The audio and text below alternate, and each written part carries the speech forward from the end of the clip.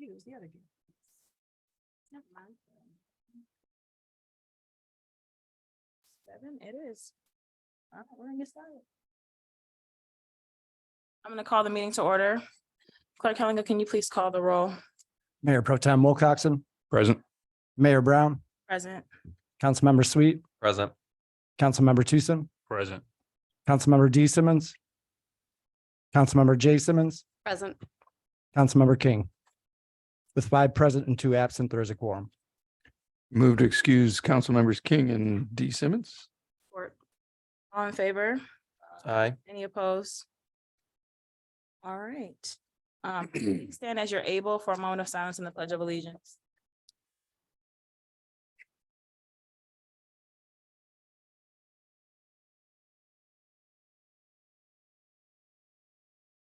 Pledge allegiance to the flag of the United States of America and to the republic for which it stands, one nation, under God, indivisible, with liberty and justice for all. Good evening, everyone. I will entertain a motion for agenda approval. I move to approve the agenda as written. Support. Any updates or changes? Can we move in resolutions, I to A? All right. Okay. To A, so that's moving the Carlisle Wortman Planning Services to A. Yes. Any other changes or any objections? No. All in favor of the agenda as amended, please say aye. Aye. Any opposed? All right, thank you. Good evening, everyone. We have the pleasure of starting our meeting with a presentation from somebody who I like a lot. So Xander, please come forward for your Eagle Scout presentation. Good evening.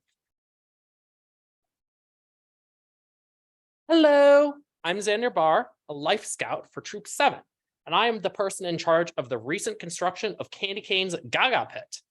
As a scout, it's expected of us that we try and obtain the highest rank in scouting, Eagle Scout.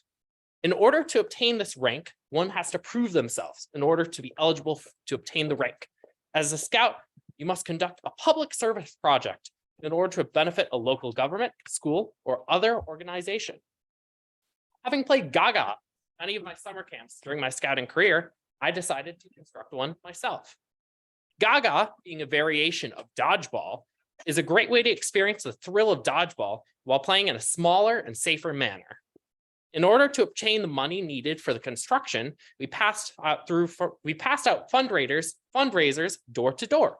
We were able to save up enough money to purchase the required materials for construction, and I was able to assemble a team of scouts in order to help with the construction. All in all, this project was an amazing way to develop my leadership skills, and I thank everybody who donated and helped us to allow me to reach the goal of constructing my Gaga Pit. After we finished our project, we have fundraised another $600 which we will give back to the city of Ypsilanti to help with similar projects in this manner. That is all. Thank you so much.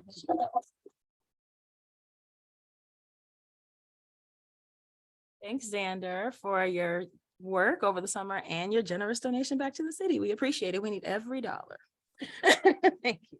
Thank you. All right, thank you so much for being here. And now we will move into audience participation. So you will have 3 minutes to address council. Please approach the podium when you're called upon. You can state your name and your residence if you feel so comfortable. We'll start with who's in the audience here, and then we'll move to online on Zoom. So we'll start with who signed up. No one signed up. All right. If there's anyone in the audience who would like to address council, please raise your hand.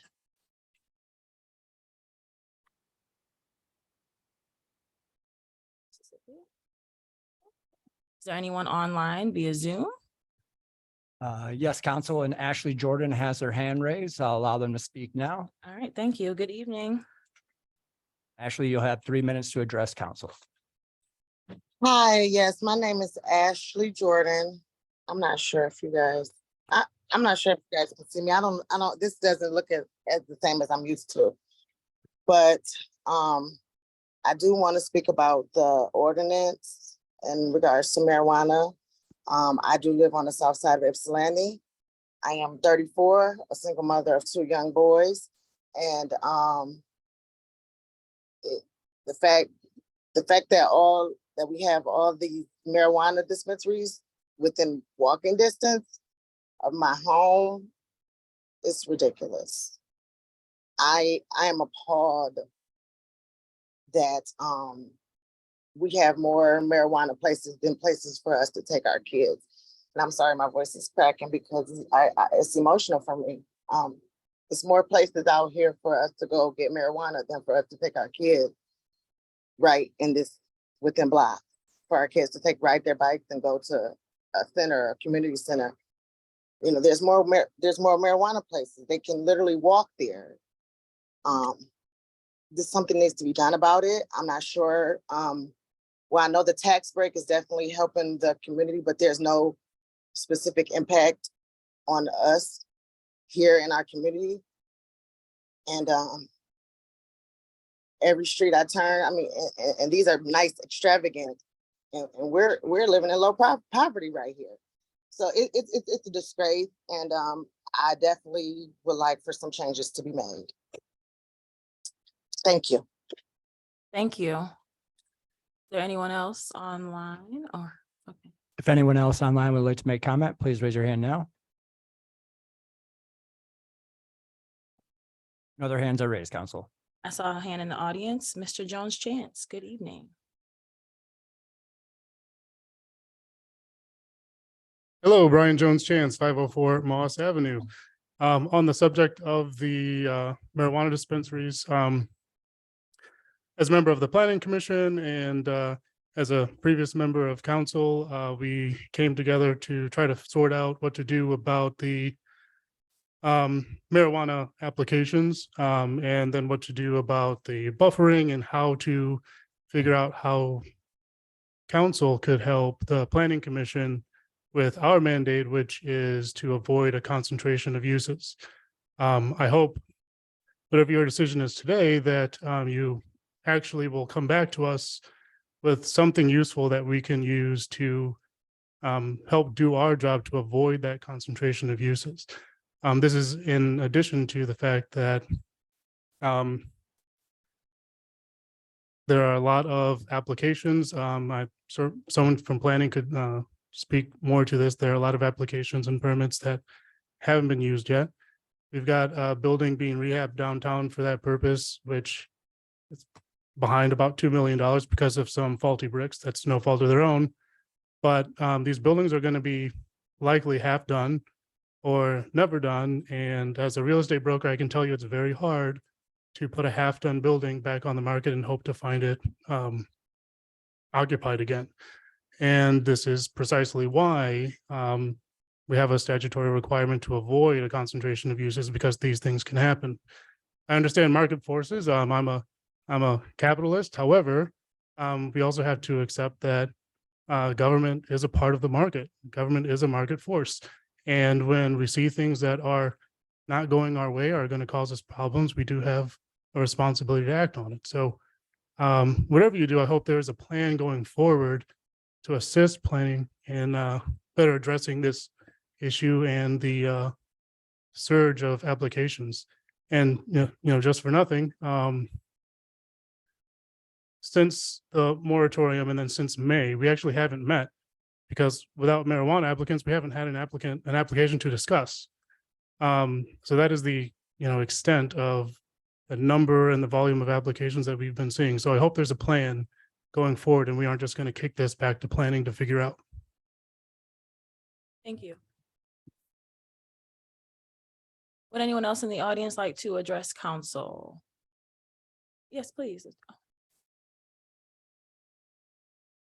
Oh, Mrs. Barr's leaving. Good evening. Bye, Carl. Thank you so much. My name is Ray Smith. I'm a real estate broker in the community. I I used to have an office in downtown Ipsy over at the old hotel. And lately I've been doing bronze artwork and having it held at the galleries. I didn't really come back to Ipsy for a bit after COVID.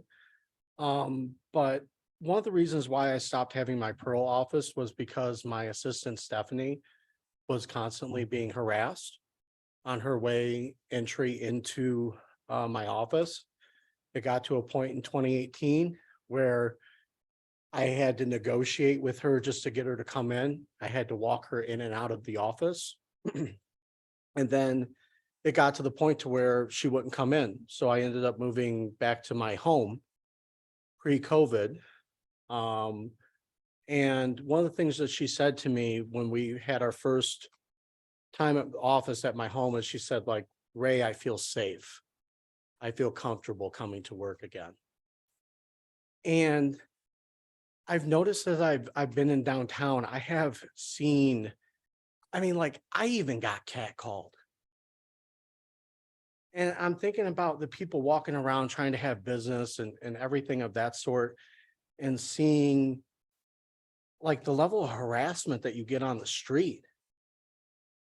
It's gotten to a point to where, you know, I'm talking with business owners, and business owners are excited for the VU. Not because they're excited for a strip club to move into town, but they're excited to have some bouncers on that corner to get people to act appropriately. Like, is that where we're at as a city? Is we're going to hope that a club comes in and brings in some muscle to do what the taxpayers have been paying you guys to do?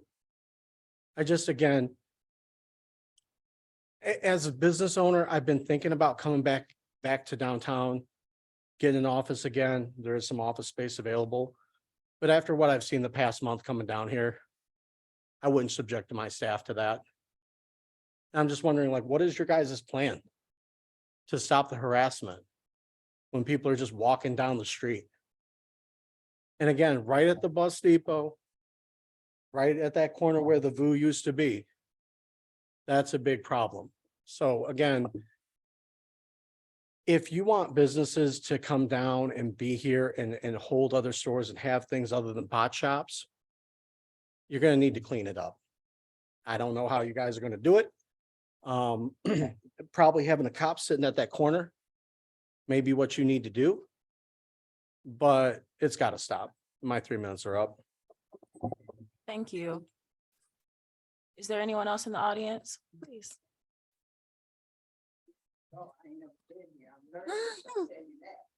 Good evening, welcome. Hi. Hi. What I'm saying is, I'm Lynette Jordan Burrell, and I'm from the south side of Ypsilanti. And I'm talking about the marijuana also. I'm talking about addiction, period, right? I'm talking about like free dope, right? Big signs in Ypsilanti talking about free weed. Really? Gateway to heroin, gateway to everything, to where I've been down the road. It wasn't free to, you know. Trust me, I paid my price for all that. But what I'm saying is we have all these marijuana dispensaries.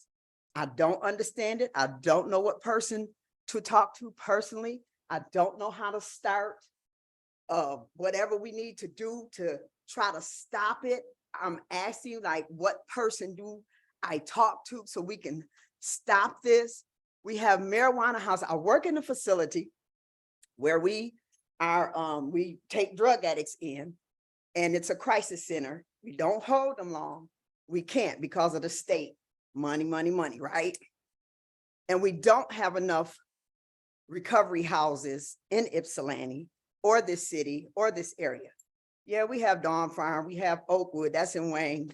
We have Home New Vision, but only so many people can fit in there compared to all the dope people that need help, right?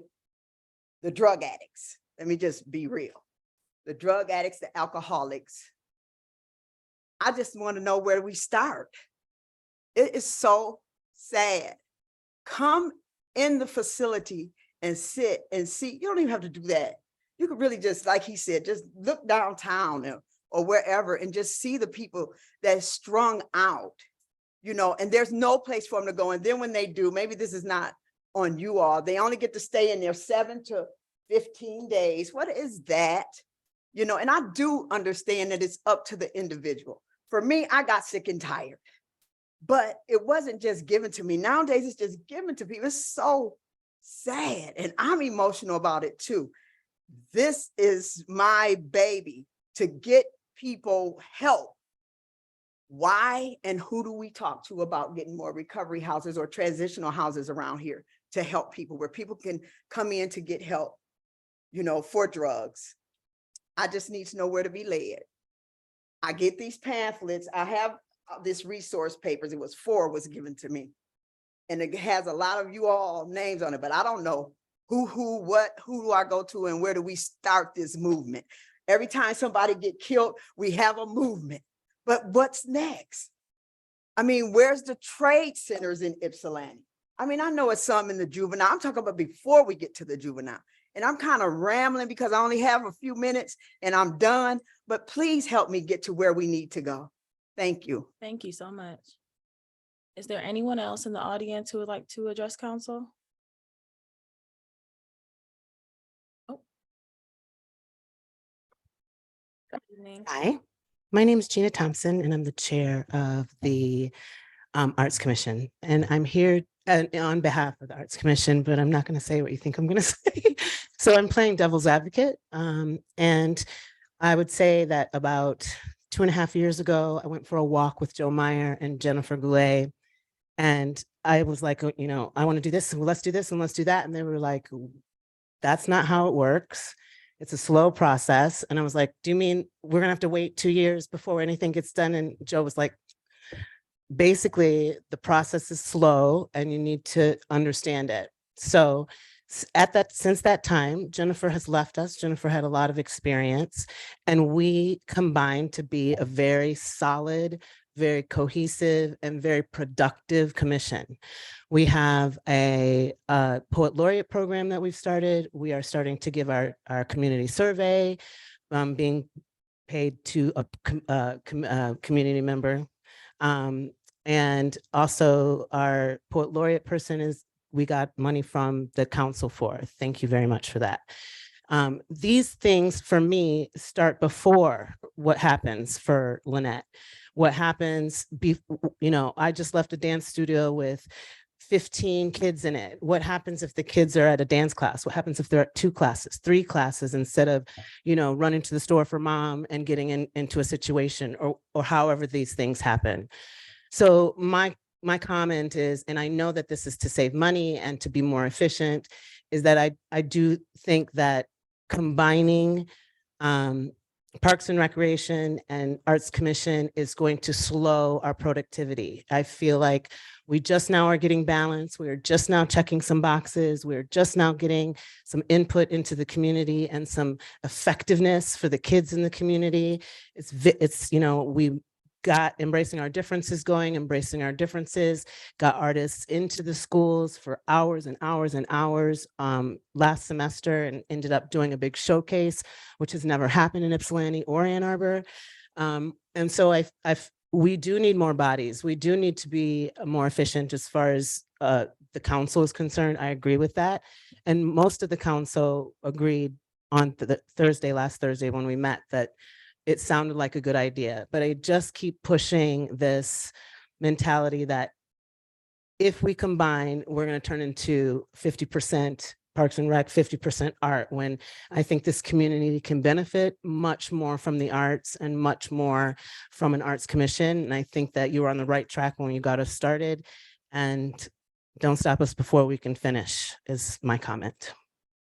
Thank you. Thank you. Anyone else in the audience physically who would like to address council? Andrew, I saw you leaning forward. Was there someone online? If anyone online would like to make comment, please raise your hand now. No hands up. A hand went up for an individual named Jackie. I'll allow them to speak now. Thank you. Good evening. Jackie, you'll have 3 Good minutes to evening. address council. Good evening. Yes, I'm Jackie Hickman.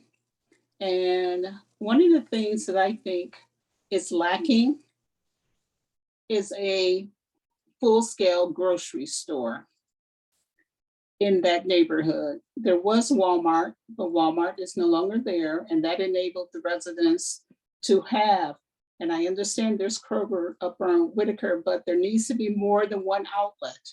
There's a lot of liquor stores where people can go and get convenient items, but they need access to fresh food, produce, and not just these quick fixes. As we know that there is a nutritional deficit amongst African Americans in particular, I'm one. And so I'd like to see the council consider bringing in a grocery store and addressing the food desert issue that exists within the city. Thank you. Thank you. All right. Is there anyone else or any last minute hands out there? Okay. Seeing none, I will close audience participation and allow if council had, I felt like folks had something, but if you don't, we'll move on. Does anybody have anything they would like to share? Okay. All right, so we'll move on to our first ordinance, and I believe Mayor Pro Tem Wilcoxen, you have that. Thank you. Resolution number 2023-129 is resolved by the City Council of the City of Ypsilanti that the certain ordinance entitled an ordinance to amend Chapter 7 marijuana be adopted on first reading, and I so move. It's been moved and supported. All right, is there any presentation for us? So staff is here to answer questions. Christopher's online to answer any questions about the zoning maps, but essentially chapter 7 was drafted based off the opinions made in council. Okay. Is council okay if I open the public hearing and then we go to questions? All right, so the public hearing is now open. So if there's anyone in the audience who would like to address council on this topic, chapter 7, please raise your hand.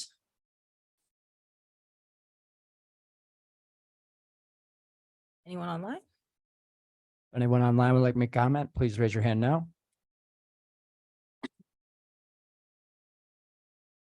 Okay. Seeing that, Mayor Pro Tem, you can close the public hearing. Resolution number 2023-130, it is resolved by the Council of the City of Ypsilanti that the public hearing for an ordinance entitled an ordinance to amend Chapter 7 be officially closed. I so move. It's been moved and supported. All in favor of closing the public hearing, please say aye. Aye. Any opposed? All right, the public hearing is closed. So questions or comments from council? Councilmember D. Simmons. Hello. So I have a couple of maybe quick general questions, I guess, or comments, additions. One is in the I'm looking in section 710 that's now called community advocacy and law enforcement. I have a question. So number 5 in there, I just had a question about, I'm trying to understand the difference between what was struck out and what is there now.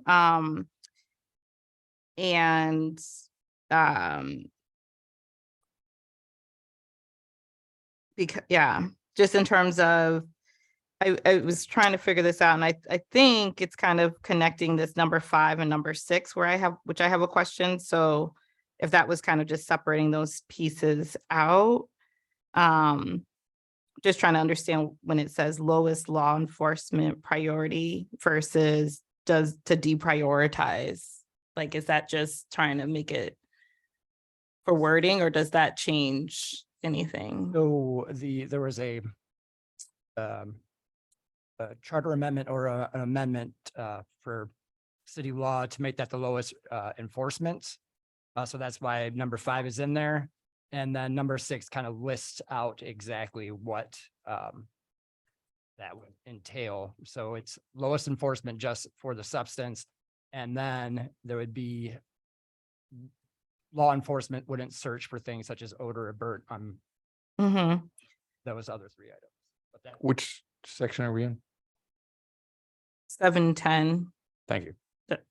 And then the other question, so for in that number 6, I would want to add paraphernalia in there in terms of something that doesn't constitute reasonable articulable suspicion of a crime. there's also a paraphernalia ordinance that would that automatically would do that. So we could reference that ordinance in this, but that's already in city code. Okay.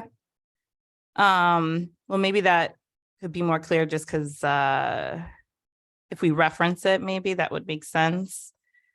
And then I also, let me just see here.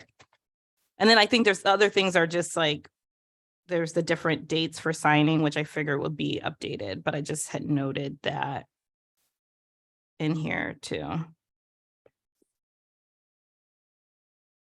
What dates are those? Where was it?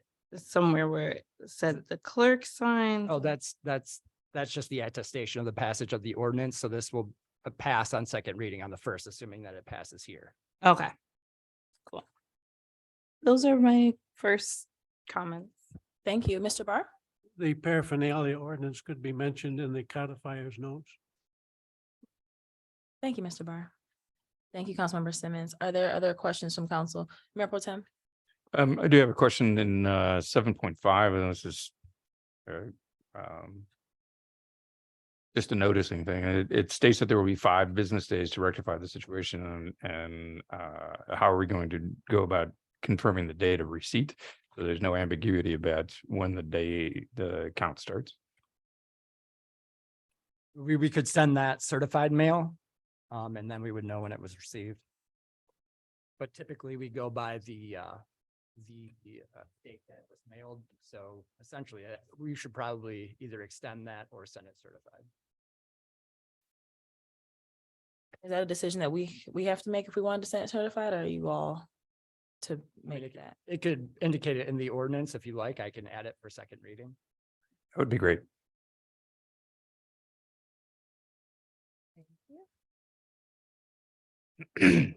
Additional questions, Mayor Pro Tem?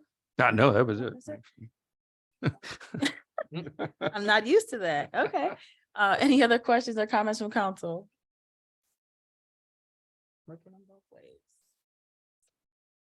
Going once, going twice. Okay, seeing none, clerk, you can call the roll. Mayor Brown, Yes. Councilmember Sweet, Yes. Councilmember Tucson, Councilmember D Simmons, Yes. Councilmember J Simmons, Yes. Councilmember King, No. Mayor Pro Tem Wilcoxen. Yes. Motion carries with 6 yes, 1 no. Thank you. Councilmember Sweet, you have our next ordinance.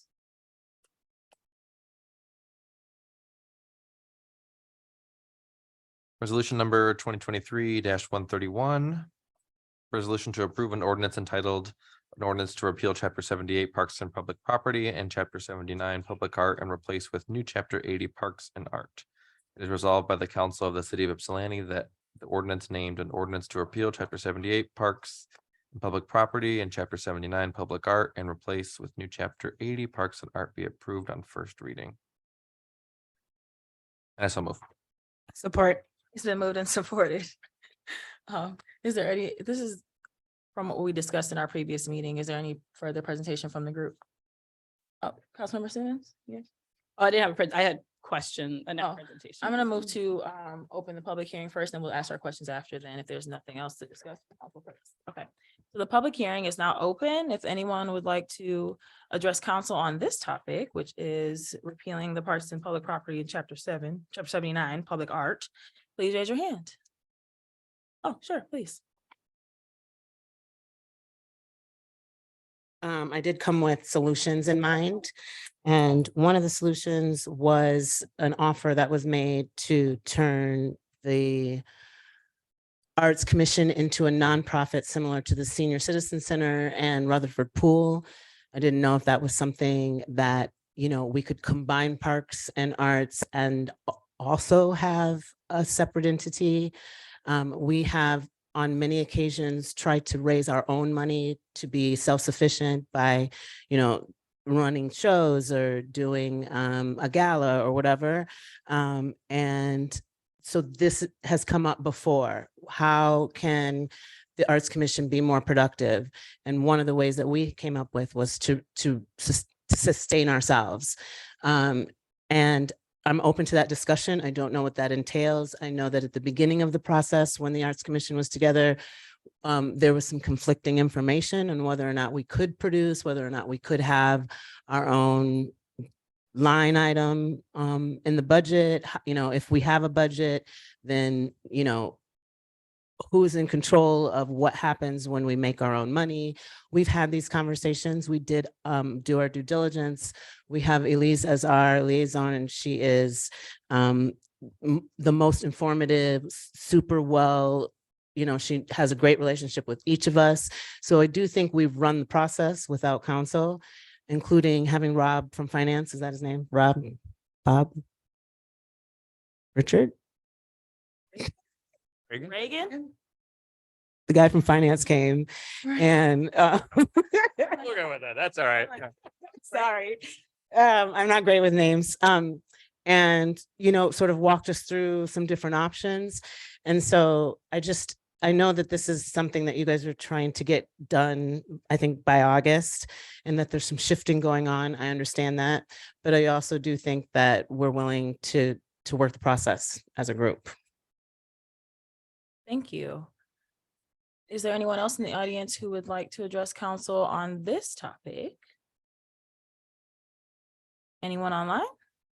Anyone online would like to make comment about specific to this ordinance, please raise your hand now. No hands are raised, council. Thank you. Councilmember Sweet, you can close our public hearing. Resolution 2023-132, it is resolved by the council of the city of Ypsilanti that the public hearing for an ordinance named an ordinance to repeal chapter 78 Parks and Public Property and chapter 79 Public Art and replace with new chapter 80 Parks and Art be officially closed. And I so move. Support. It's been moved and supported. All in favor of closing the public hearing, please say aye. Aye. Any opposed? Thank you. All right, questions, comments from council. Councilmember D. Simmons, you ready? Yes. So one, I just want to say that, just like hearing from your comments, for instance, Gina, I think that, there might be a misunderstanding about why we're looking to do this. And I just want to say that it's not specifically out of concern that the commission is not productive in some way, or that it's not specifically about council being unhappy with the work that is happening within the commission spaces. So I just want to say that as a starting point, that really my intention has been around ways to help improve the relationship and the functionality between council and the commissions, and understanding the roles that the commissions play and how they support the work of the city, and making sure that there's a better flow of resources and information and places for residents to understand how to use the commissions as well as a conduit in connection with the council. And so, anyway, so I can say more about that for each of the different sides of it, but I just want to say that as a starting point, right? So other things I would just want to say about this one is one of the things I think in terms of the names, so this would be for both of them, but I'm just wondering if we can have some different naming situations. I know I have a couple of suggestions, but they're not at all You know, there could be better options. I'm just looking for where I wrote that down. And so I'll bring those up, but just in general, like in terms of, to me, I think that it would be great if the names are matching more of the function of the work as opposed to kind of smushing the entities together. And so, for instance, where did I write it? I think I had one that was like,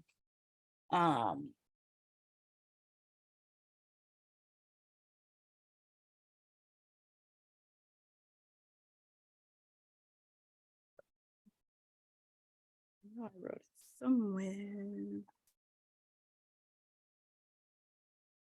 Oh, well, I'll find it somewhere in my notes. So, but just thinking about some of those, so whether there was one that was kind of like recreation. Oh, here they are. Okay. So a couple of ideas that might fit for this one might be something around culture and recreation. I think that was my one idea for this one. But again, something that, again, more matches the function of what it would be and why residents might engage and interact with the commission. And then there is also something that says, it said a committee, I'll find the exact part, but it said like committee on, as opposed to of city council. So just changing that in there. And then the other thing I just want to say is for both of these, a yay to, in the memo, it says that this would, as these are advisory, allow for youth members to vote on the commissions, which I think is an exciting addition too. Thank you. Any other council members have questions or comments? Mayor Pro Tem. So I watched the recording of the last meeting and the discussion around this, and appreciate the comments that were made then. I have in section 80.3, this is a general thing for both of these, is that they wouldn't be subject to the OMA. And I'm not sure that that's a good thing. You know, it's like there's a significant number of people that think that the city business gets done behind closed doors, and I don't think that is going to help that situation. I appreciate that this is an advisory role completely, but I'm just have an objection to that. In section 80.4, it says not less than 3 and not more than 11. This does not mention residency requirements, but it does mention that 3 non-resident members can be on the commission. And I think we need additional language to state that at the minimum membership, there has to be a majority of residents. So the way it's written now, you could have 3 people still get business done and they could all be non-residents. So I think we need additional language to clarify that. Section 80.5, I don't agree with each commission having its own bylaws. I've seen this stifle progress as a year was spent on one commission redefining their bylaws. I was expecting from this that there would be a continuity and a consistency in the ordinances creating these commissions. And just from the 2 different ordinances that we have here, it's very different language, and there are things that are in some that are not in others. So I was expecting that would be more consistent. So if that's missing from the other one, I'd like to have that put in that as well.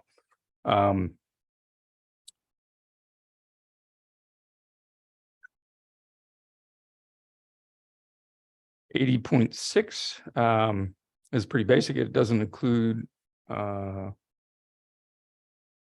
as much of what was in the original intent of the Arts Commission. That was a very lengthy and extensive description of what the charge was for that group, and this is so basic. And one of the concerns has been for quite a while is that the commissions don't really understand what their charge is. And I think going to this very basic language leaves that open for ambiguity. I think also leaving the bylaws open to that then creates that sense of not knowing what's happening and why they're there.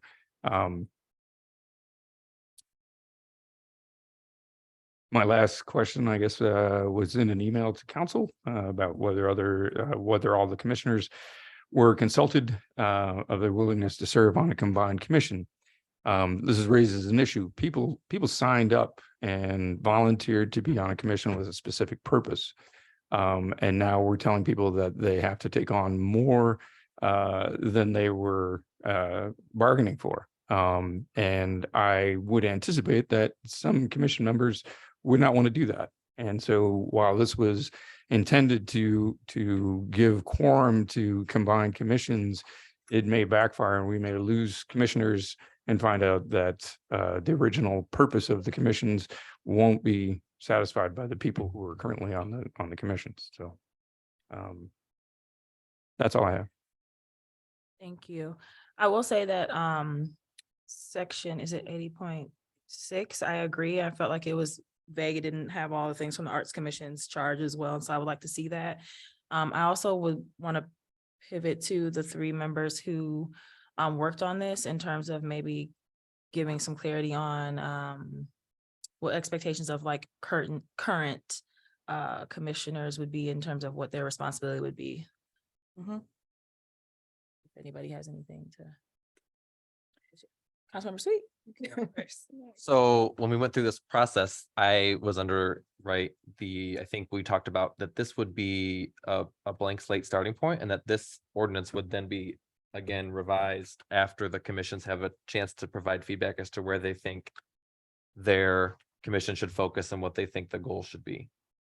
That was the original part of the conversation and I think that's probably why it has the scope that it does. It's very narrow so that we can get the process started, but so that also it can go back to these groups and they can then set more specifics as to where they think things should go. As far as questions about have they been consulted, Parks and Recreation and Arts, I can say for sure have been consulted on this. Parks and Recreation was very open to it and looked forward to it. And then the Arts Commission, being a newer commission, did have some questions about it. So we did have a lengthier conversation and kind of speak in more detail.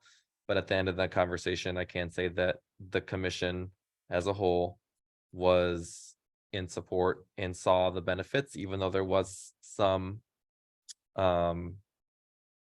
concerns, but saw the benefits of there being a joint merger such as this. And the bylaws themselves from the 2 commissions are very similar. Arts is so new that they were taken from other commissions, so they're pretty up to date. And so they kind of do match.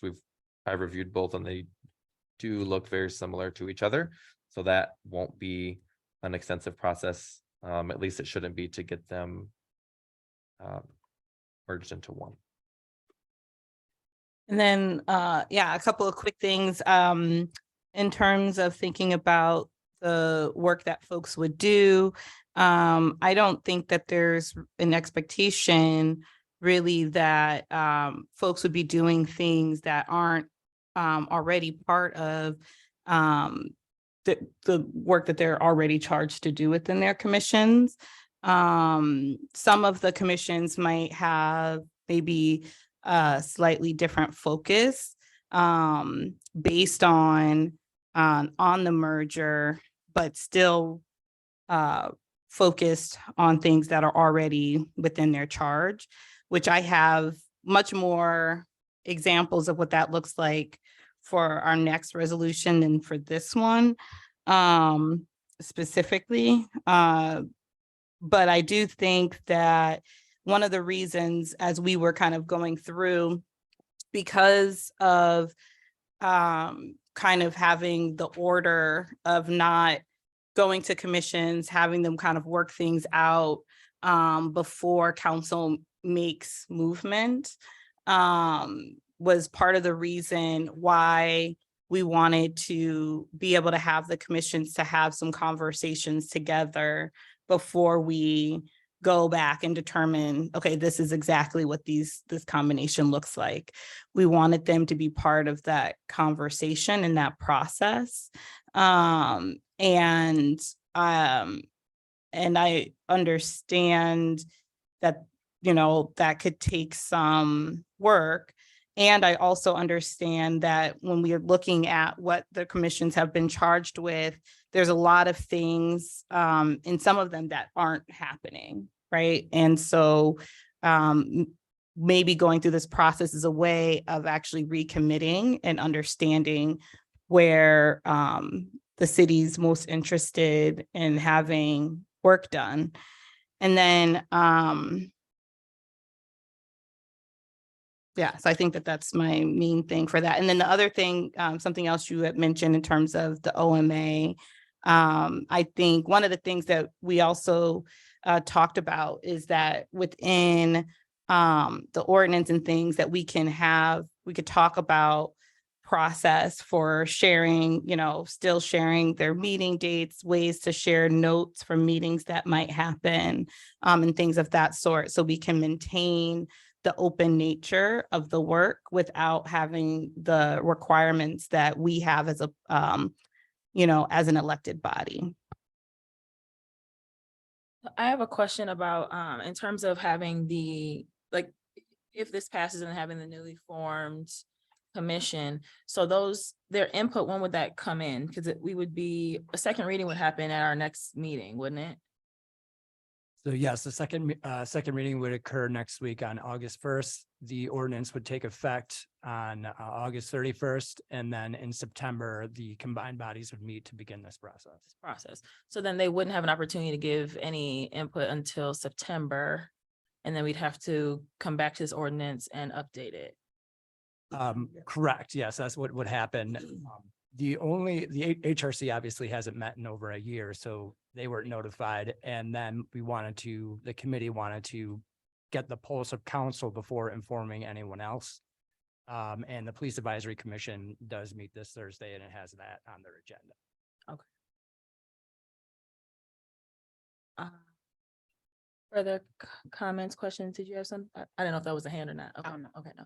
Mayor Pro Tem, you about to have your hand up? That was the follow-up question I had. So we're going to revisit this ordinance in 3 months.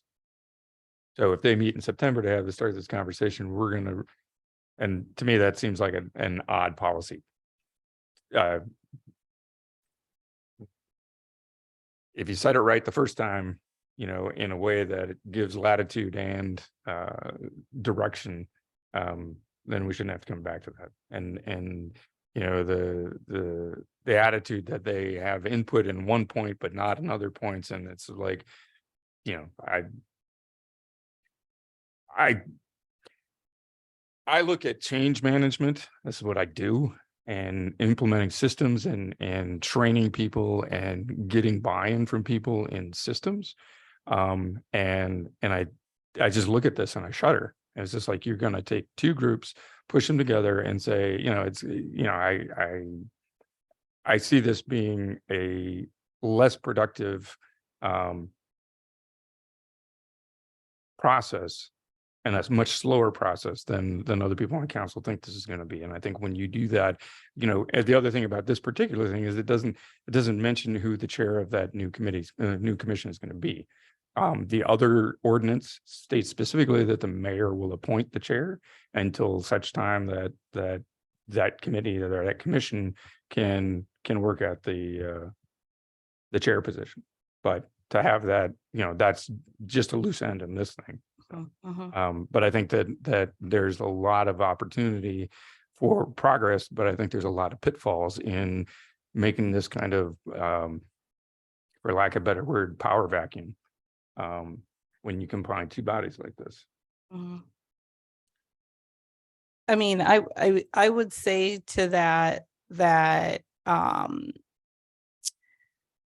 for me, when I think about kind of change management and ways to help it go through, that there has to be different opportunities for the people involved to kind of be involved in that. And so, originally when we started meeting, I kind of thought we were going to look at these ordinances and kind of determine based on our conversation and things of that sort.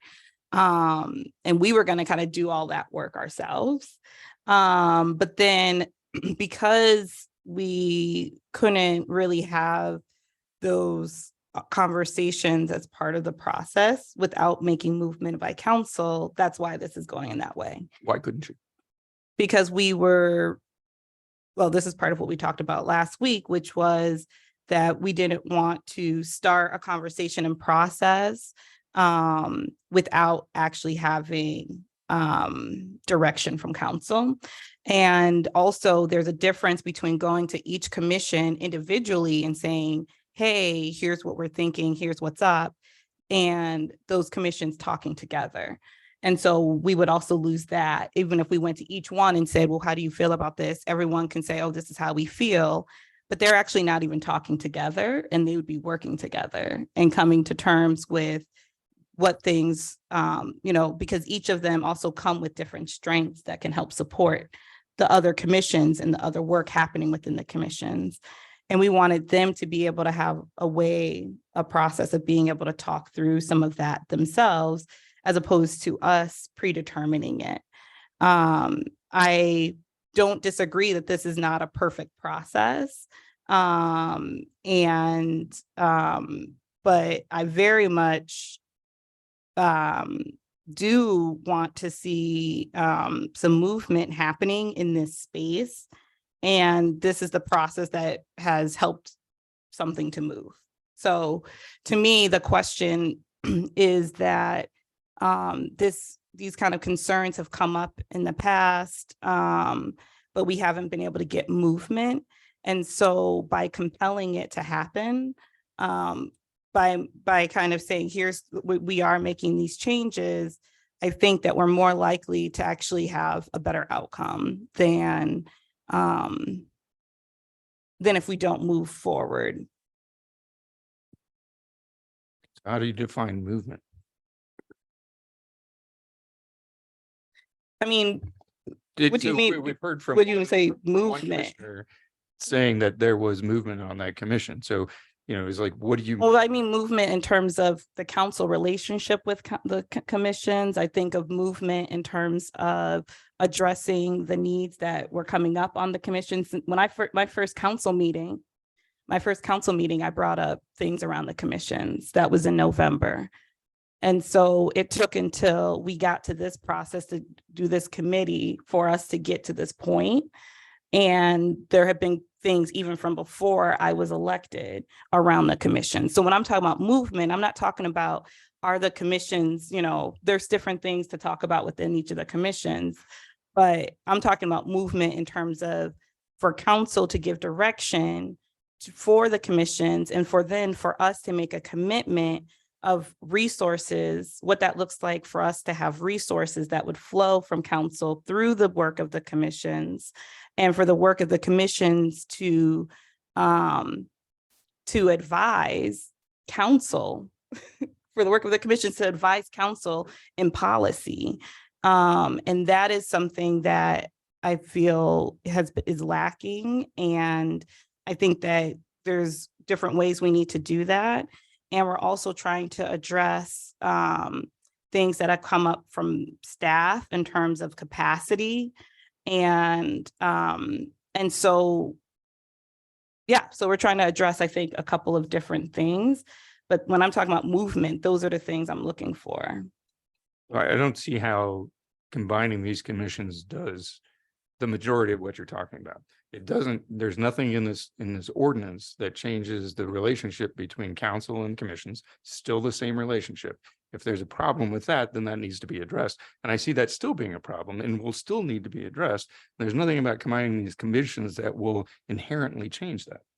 Well, that was in the overall memo and everything that included some of those other changes. This is just this part of it. Right. So the overall piece that we put forward in terms of recommendations does include some of those other changes in terms of, and in the ordinance, it does include, for instance, the expectation around presentation to council. We talked about how the timeline better fits to have it better fit within our budget process, and things of that sort, which is included within here. So I didn't see that in this ordinance. Certainly in the YPAC and HRC, there is a timeline for a personal or an in-person presentation, but it's not in this one. Mhm. So Mr. that's a difference between those two things. Mr. Barr would like to talk to us. Mr. Barr. I was charged with putting this together. And the initial rationale was a couple of things. One, that we were having difficulty having members for commissions to keep them up to speed. And to try to make it efficient for the city. And to look at the question of whether or not they have to be subject to the Open Meetings Act. Legally, they do not. There's nothing that says they can't be open and transparent, but it removes some of the requirements that the clerk's office and the other staff would have to go through, jump through hoops to keep it going. For the arts and there were four different ordinances, and for the arts and parks, it was looked at me pretty difficult to combine those as ordinances. And so what I did is I thought, well, I'll start with a fresh slate and I'll make it pretty simple to begin with. And I looked at what should the Arts Commission do? And I don't know. It's just not my wheelhouse to say what the Arts Commission should do. And I thought, well, the people that are going to be on the commission are very knowledgeable about it. They're passionate about it. So why don't we let them tell us what they want to do? And the method that I suggested to do that was to say that council would take a broad brush and they'd combine the commissions. And then they'd have the commission come back to council with their bylaws and say, this is how we want to run it. This is what we want to do. These are the parameters that we want to do it. With the other commission, the ordinances were a little bit easier to combine. And so that's why there's some difference in the different ordinances. But from what I heard this evening, the Arts Commission is thinking, well, maybe they want to do their own thing. And that would involve them doing something like the pool or the senior center, or the Freight House, and setting up a private nonprofit 501c corporation. And I'd be happy to discuss that with the members if they wanted some information on it. So, are there other questions from council at this moment? Just to say, I think that I think it does make sense. Some of those discrepancies in terms of like the process and like chair and things like that. Like, I think that makes sense that those are consistent across, between them. So I think it's good to note wherever those are and that those could be addressed. One of the questions that I have is a part of the conversation that we had at our last meeting. I think we were actually talking more about police and HRC, but I don't know who said this, but talking about like when they built out their bylaws, then having like subcommittees. So folks who wanted to work on what they were working on before, working on these separate groups could still do that under the umbrella of the one commission to then also manage and make, the capacity issues that we have and some of the other questions that were coming up, not only from the dais, but also from the commissions in terms of like support financially and direction. So maybe I'm getting into the weeds of what the commission will do themselves, but I wanted to just say that out loud again, that we did discuss that we understand that folks are not going to necessarily want to meld together and do this, all do one thing. But there's an opportunity for then this new body to make that decision, to build it out in the way that makes sense so that folks can then do the work that they are passionate about and still also then address some of the issues that we were having on our end.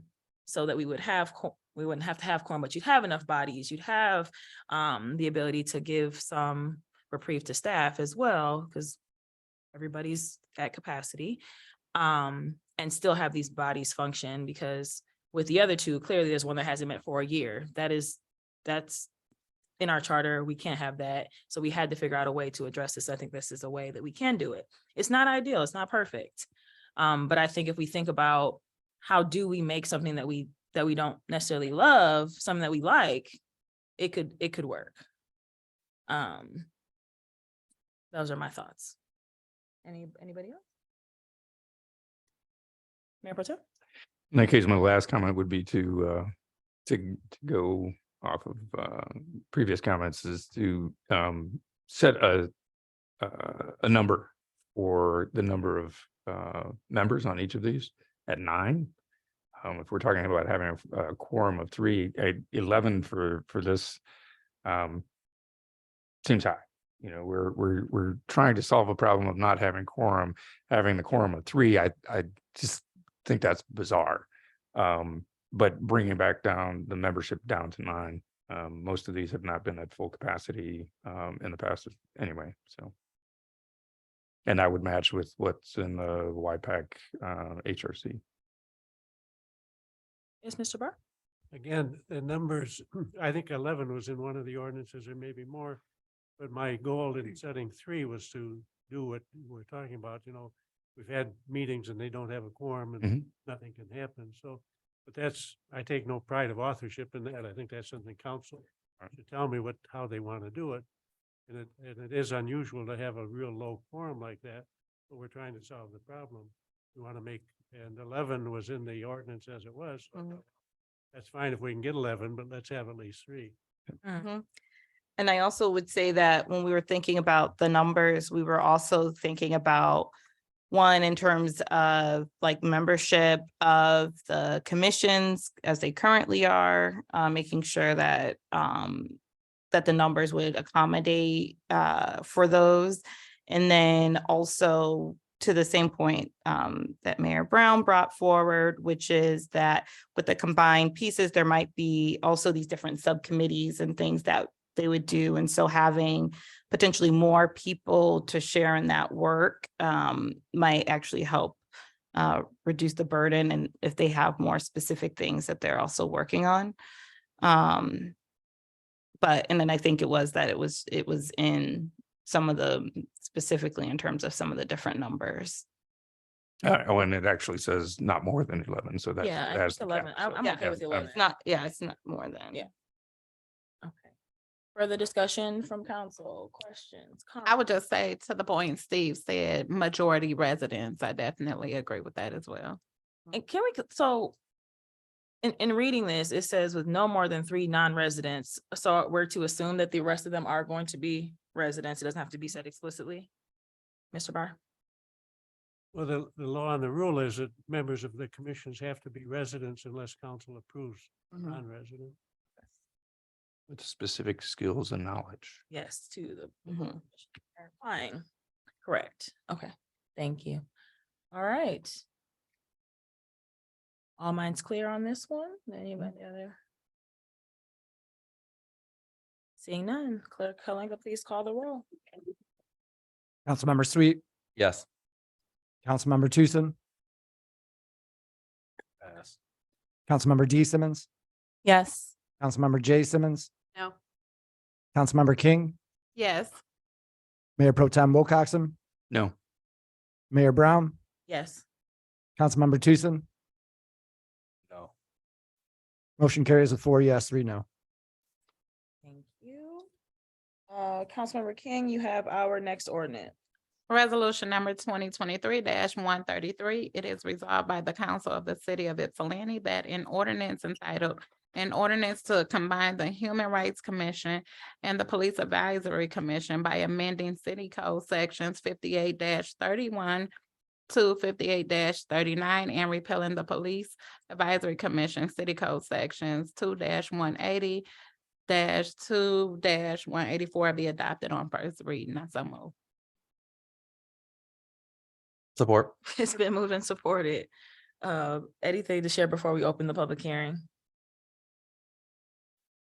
All right, the public hearing is now open. If anyone in the audience would like to address us on this ordinance, please raise your hand. Mr. Morgan, good evening.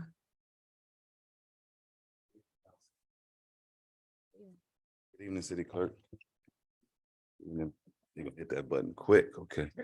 In my opinion, that if we would have, if you guys would have, I think, made the quorum at 3 now, we would have been able to meet quorum a lot.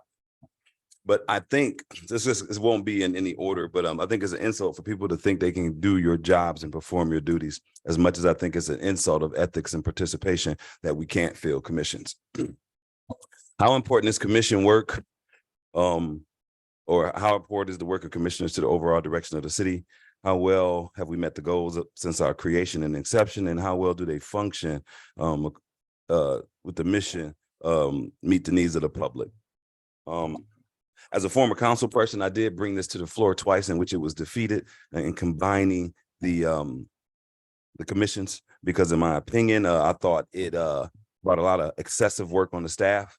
I thought it was, again, the times of meeting quorum was abysmal. And I think the lack of appeal based on commissions, based on how many we had, based on how many commissions could be made quorum. There are some pros, I think, to what I'm in favor of combining YPAC and the Human Relations Commission. I think the Human Relations Commission is the oldest of commissions. I think we have a new YPD chief with new visions.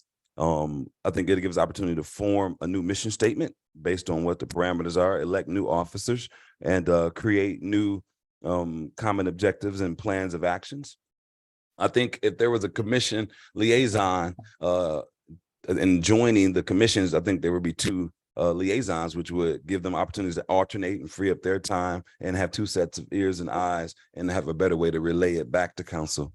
And some of my questions that I wanted to know is, whoever brought this to council, how well of a job did they do reaching out to the commission members and getting some of our input?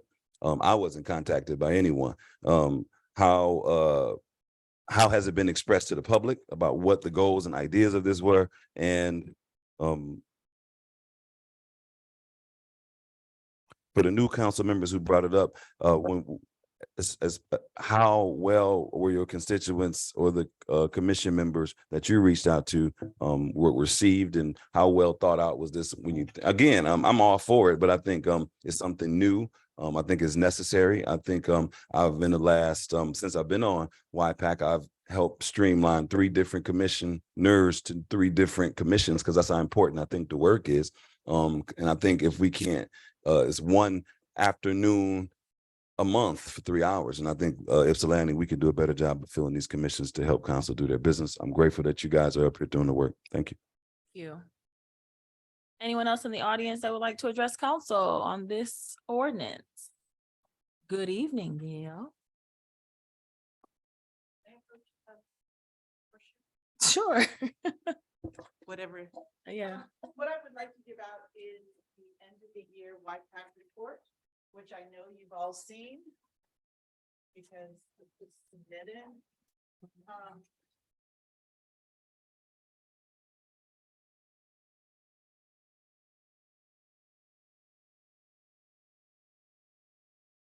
you.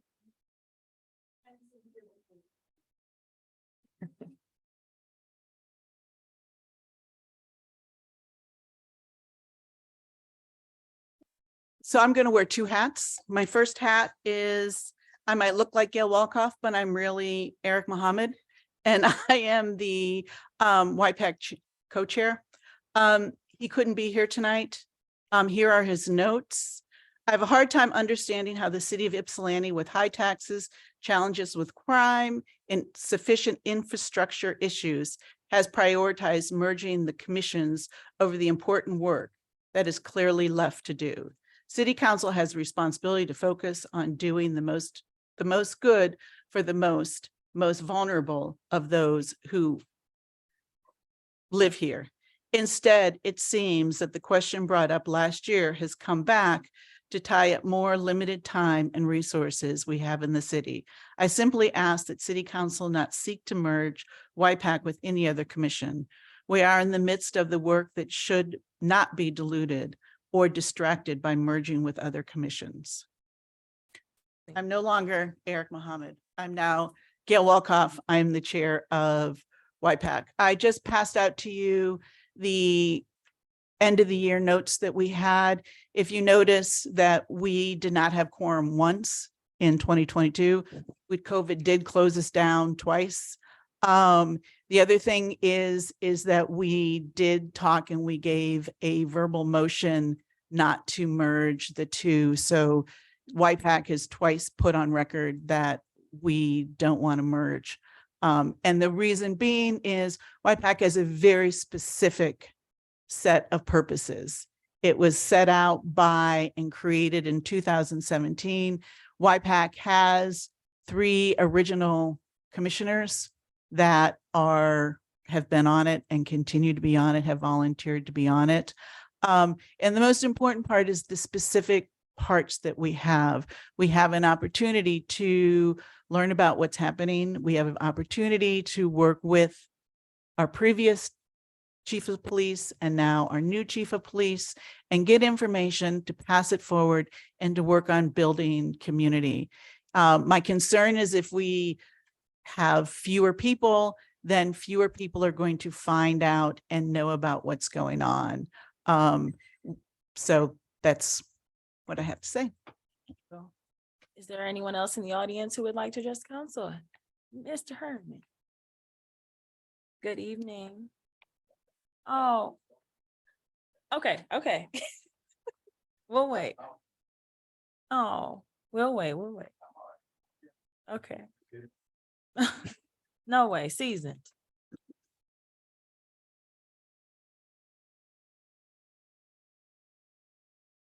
Thank you. Good evening. Herman Humes, 1105 Grant Street, retired teacher in Ypsilanti. And I'm one of the members, early members of the YPAC. And I'm supporting Gail in terms of us not combining our 2 commissions. My understanding is that HRC deals mainly with ethnicity, sexual orientation, cultural differences, all kinds of differences between people. And so that is a focus for them to help to bring those differences to some kind of a common understanding or awareness of how Ypsilanti is going to be there for them. I joined YPAC because I truly believe in our police force. I truly believe in law and order. And I have found in my time here, we have a new police chief, and it's been the last couple of months since he has been on board that we have a better understanding for how we can be liaisons between the police department and the community. And so I'm seeing us, we meet regularly. We have a quorum regularly as we meet in person. And I see us as being a really effective committee with the purpose that you, the city council, directed us with. And so we really understand what, we think we understand what you want us to do. And so we want to continue that work as we are becoming more and more active out in the community. They are beginning to know us. We have some ideas about things that are going to bring the community to us, as well as us going to the community. So it's a two-way street. And we just want to, I just want to encourage you to not put us in with another committee. And it sounds like that part of that has to do with, again, not that other committee not being able to have their quorums met so that they can do business. We are doing business. We do meet, and we're ready just to continue to move forward. So I want to thank you for the opportunity to share with you. And again, I want to thank the chief for being here. Really appreciate what you're doing and what you're about. Thank you. Thank you. Is there anyone else in the audience who would like to address council on this ordinance? Anyone online? Anyone online would like to make comment, please raise your hand now. You have 3 minutes to address council. No hands raised, council. All right, seeing none. Councilmember King, you can close the public hearing. It is resolved by the council of the city of Ypsilanti that the public hearing for an ordinance entitled an ordinance to combine the Human Rights Commission and the Police Advisory Commission by amending City Code Section 58-31 to 58-39 and repealing the Police Advisory Commission City Code Sections 2-180, 2-184 be officially closed. You can make the motion. I so move. Support. It's been moved and supported. All in favor of closing the public hearing, say aye. Aye. Thank you. Any opposed? I don't think so. All right. Councilmember Jason. Yeah, so I expressed some, I think, some concerns at the last meeting about this merger. And obviously I voted no on the other one too, because I had concerns. But this one feels even harder to get behind, I think, the more I think about it.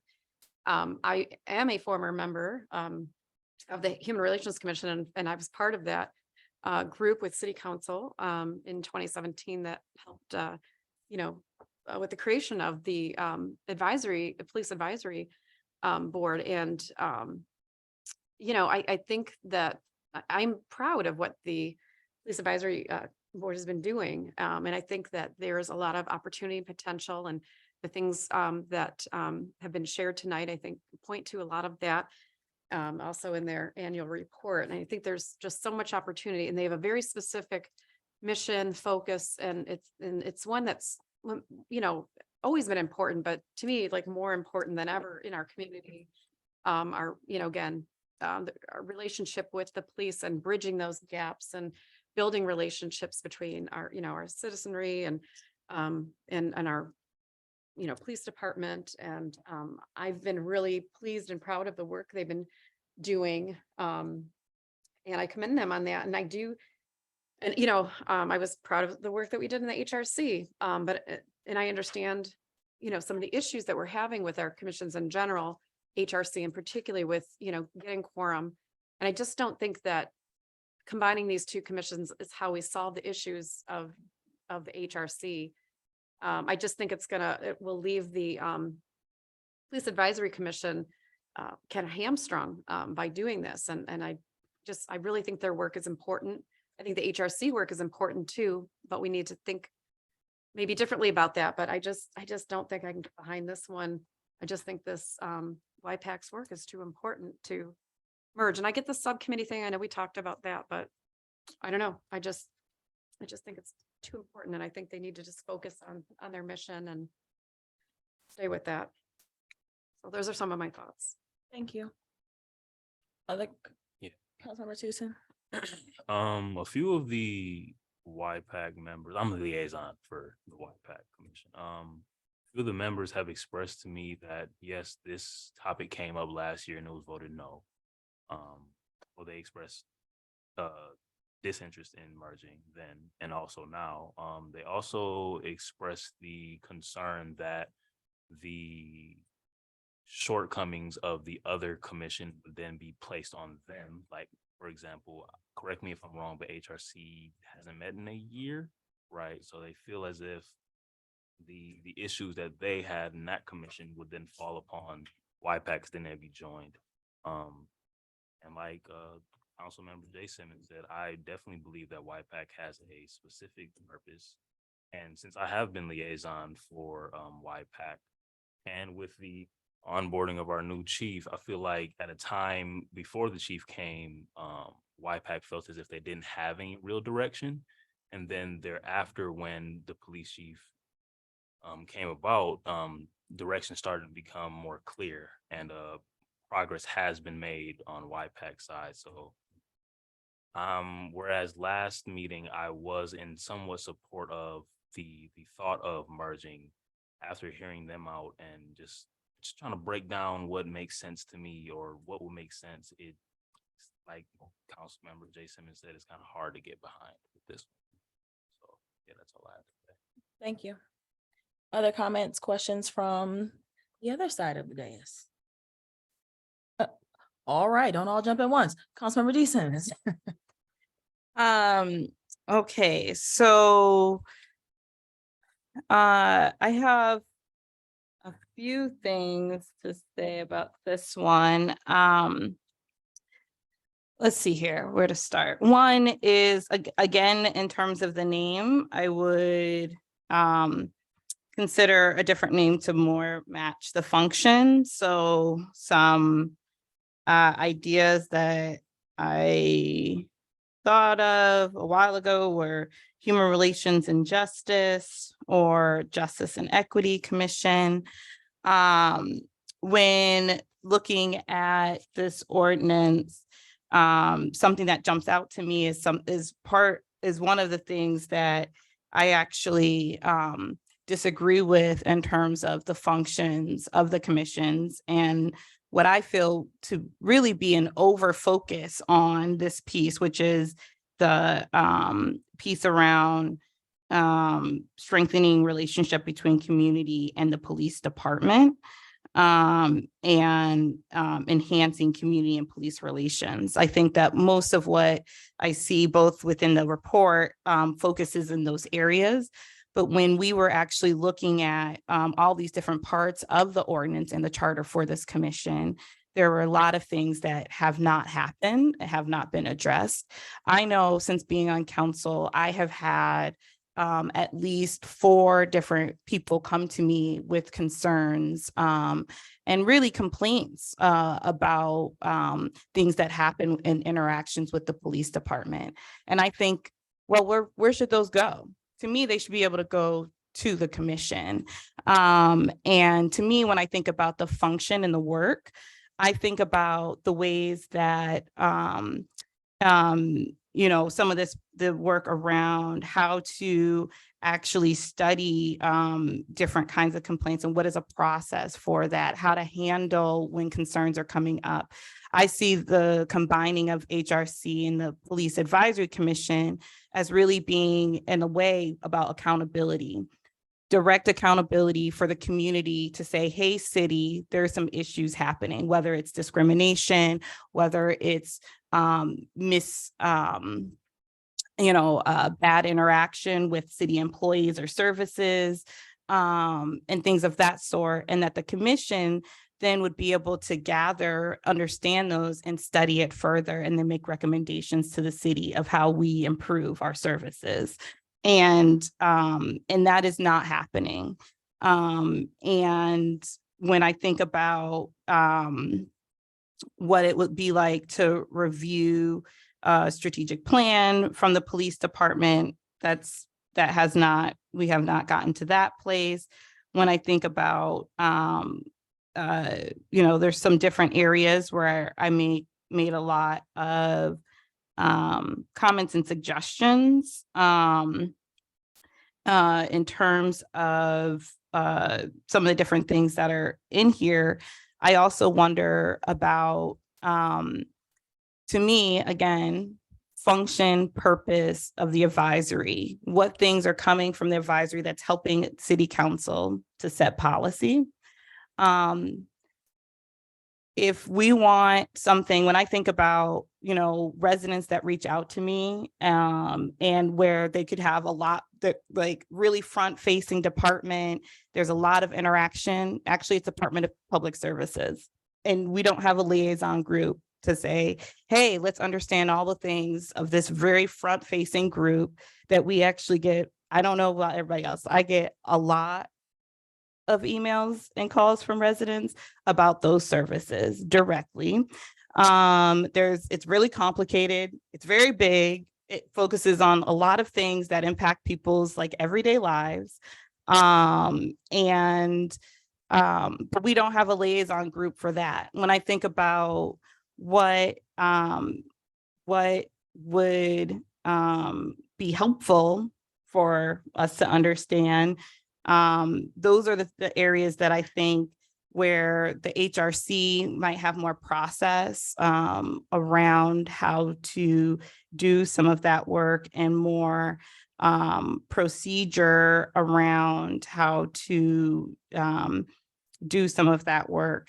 I don't see this as a combining of the YPAC to solve HRC's problems. I think that there's a lot of reasons that the HRC is where it is, and the HRC wasn't the only commission that had a hard time and has a hard time meeting quorum.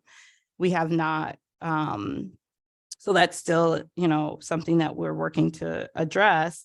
But I think I I want to be clear that I don't see this as doing that. I think it's really saying what are the strengths within each of these spaces and how do we bring them together to actually improve functionality, improve outcomes, and improve again, what it is that we need as city council to happen within these advisory spaces, and for the community to have a better understanding of what should be happening in those spaces and why they should be going to those commissions, what those commissions would be able to do, what they'd be tasked with. And I think that there's people, well, I guess I shouldn't say think.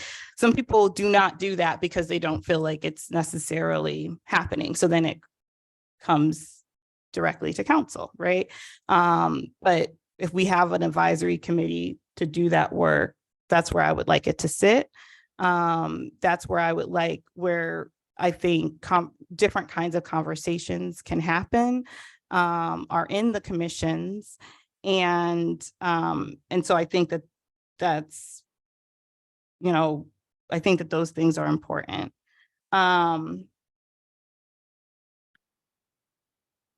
That's it for now. I'm sure I have more things. Thanks. Thank you. Mayor Pro Tem Wilcoxon and then Councilmember Jay Simmons.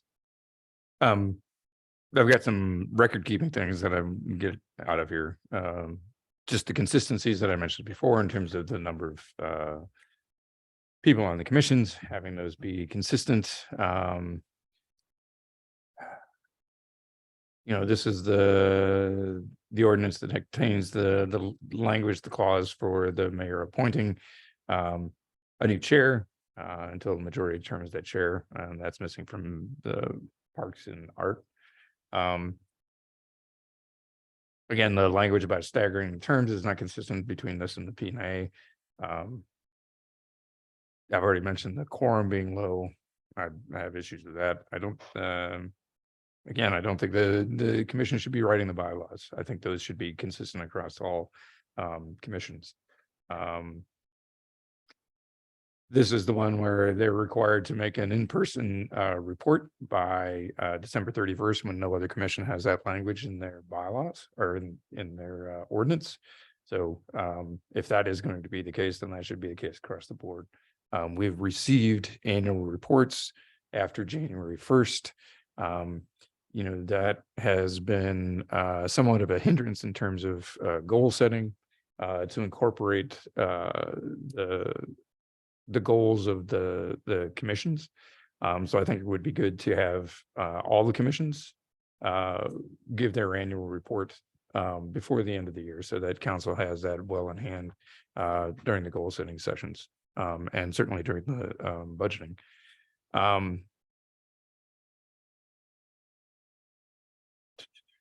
Part of the rationale for combining was to have some relief for city staff in terms of staffing these meetings. It's not clear that, I don't recall if this has language to waive the OMA for this group. But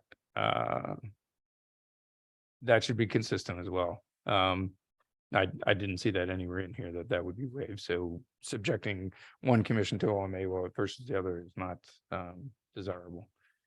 For the staffing, this says specifically the city clerk would be here and that the city attorney would be here. It's not, to my knowledge, that the city attorney has been present at all of the YPAC or any designee at that point. So it's not clear to me how this, you know, I can see how combining it would make one meeting, but just want to be clear about that and have that be consistent language with the other one. So that's in 5834. There's language in 5835 about accepting grants and donations, and this was brought up by Gina about the Arts Commission and the other commissions able to accept grants. That's not clear to me. It's not in the other ordinance. So if they are able to accept grants, then that should be across the board. There are probably opportunities for the Police Advisory Commission to get grant money for certain studies that have come across. So again, just consistency. I do see this as a way of getting quorum for the HRC. The HRC has been struggling for quite some time. I don't think the missions of these two things are congruent, and I do like to focus specifically on the public, on the police department with this. This came around through lots of public meetings, huge one at the high school that was very contentious. And, in fact, I think that this commission and the ordinance to create the commission is significantly diluted from what the community actually wanted it to be. They wanted a police oversight committee, and this is an advisory commission. And so I don't wish to dilute that any further. And I don't think combining this with HRC is going to facilitate those things happening. As far as people reaching out to counsel people directly for problems with the police, then they should be redirected to the police or to the commission. So I don't see that this solves that problem at all. And I don't think that HRC had any better attendance in their meetings than anybody else in terms of people coming forward with those kinds of things. So I think that's, I don't think that solves this problem.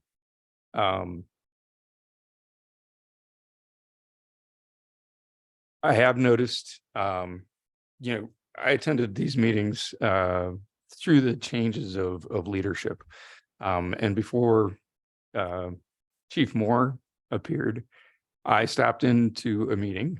This was after, I think it was a campaign for Jimmy Wilson. I stopped in, and the discussion that was happening then was amazing. Anthony Morgan was there. There was an exchange between Lieutenant Yukitz and Mr. Morgan and the other people, Herman and Gail, that was so different than under the previous leadership. There was communication, there was a building of consensus and a real debate about the things that are important to the police in our community coming together. And I just sat there and I thought this is the best, I'd say the best discussion I've seen in any commission meeting I've been in. So I think that, while there are things that haven't been done, I think there are reasons why those haven't been done. And I think there's a significant amount of momentum, and Chief Moore only adds to that in a significant way. So for that reason, I think this should stand as it is, and they can continue doing the work that they've been doing and improving on it. Thank you. Councilmember Jay Simmons. I think I'll just add a few things. I mean, Councilmember Wilcoxon or Mayor Pro Tem Wilcoxon had said a lot of the things I think I was going to comment on. I still think, that these should be separate. I mean, there are places where they can work together, I think, but I just think the focus of each group is important. And I just don't see how combining them gets these things, the things done that maybe, some want it to do. I mean, if things aren't getting done that we need, from an advisory standpoint or whatever, then we need to tell that commission or body like, hey, this year make this part of your goal and to get this done, or look at this or whatever. But I don't see where combining these does any of this stuff better. And I think the other thing is that, to me, I just have seen a lot of positives, I think, from YPAC. And it seems like that's only going to get better, is my hope, with Chief Moore. And I don't think you can ever put too much emphasis or overemphasize relationship building and relationships between the police and the community that it serves. That's never going to be a bad thing. And if that's the only thing YPAC ever does, to me, that's enough, is working on building relationships between our police department and, again, the community at large. So I don't know, to me, that's just huge value all in of itself. And so, so just some more thoughts. Thank you. Other comments from council members Councilmember Sweet? So if you know, if we go the route where this does not happen, I still think, right, we're not going to decide this tonight, but we still have to consider then what are we going to do moving forward? You know, we had established this group to recommend recommendations. That doesn't mean they're all going to happen, obviously, but we are still going to be stuck in the same position that we're in now, right? Year over year, this has been an issue. So there has to be, we're going to have to start getting creative with some solutions on what that looks like then going forward, depending on how this ordinance goes. I have so many thoughts about this because I think I'm on the fence. I was the chair of the Black Lives Matter Task Force that created the Police Advisory Commission. I spent many nights. I chaired that meeting at the high school with hundreds and hundreds of people who wanted to see change. And from that came our Police Advisory Commission. I think that a focal point on the relationship between the community and our police is really important. We have seen what it looks like when there's not a relationship and there is not work done to build community with our law enforcement, our community members, our elected officials, everyone. I also know that the charge of the HRC is around equity issues and how individuals are treated within our community. And a lot of the things that I remember when I've been the liaison to YPAC for a short time. I wanted it the whole time, but I couldn't have it. I have been the liaison to HRC for a time. And at one point, many of the things that were coming to HRC ultimately also were connected back to people's engagement with our police in the community. And so I see areas where they interplay and they can work together. But I also recognize kind of, like some of my colleagues have said, how the work that they have done and really been doing. Because I think when I became liaison to YPAC, I started to see momentum at that time. I was like, oh, there are things happening here. I remember our conversation. So I am torn about this, but I do see a way that they can actually work together. I don't think that it means if they were to be merged that all is lost with YPAC as you build, your priorities as a group. If the focal point is working on things with our new chief who has come in and brought many ideas for things that you all can work on, that could still be a priority. I don't want the conversation to be that YPAC is absorbing HRC because there's no quorum, because that's not the only thing that is a part of it, that we are trying to figure out ways again to support the capacity issues that we have and also make sure that these bodies are meeting and that folks have a place to go when they have concerns, when they have comments, when they want to understand what's happening, at the city level and in the community. Yeah, I have a hard time with this one because I worked really hard for YPAC to be formed, but I also have served on HRC, and I can see how they can work together. So, yeah, I know Councilmember D. Simmons, you raised your hand. Just a quick thing. So I also remember when YPAC was being formed and the conversations. I went to a lot of the earlier meetings when it was formed. And, personally, I was like, oh, okay, I see what has happened. I think a lot of folks did come looking for police oversight that was really strong. That is not what carried through in this ordinance. And so, and going to those early meetings, that was really clear that was not going to be happening. And it was very clear what was going to be happening. And so I stopped going to those meetings. So that's my own personal experience from when this started and understanding what I think a lot of people asked for and what we got. And I don't think that we should kind of just stay situated in what we have. We should push for what we want and what we need as a community.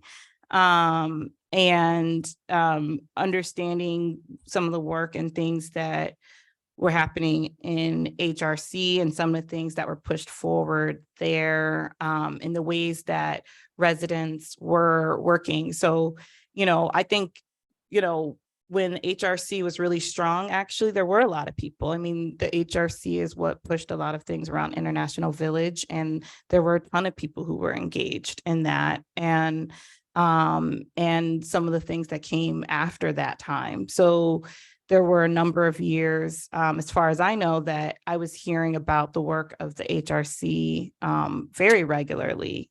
So I am current, recent things aside, I think that there were things, and again, that body was more situated to, and I think could be strengthened around doing more of this ongoing study and making recommendations to council, and being a place where, being a body that could help hold the city accountable to what we put forward, around how our residents should be treated and how they should interact with our different services, including the police, but including other areas as well.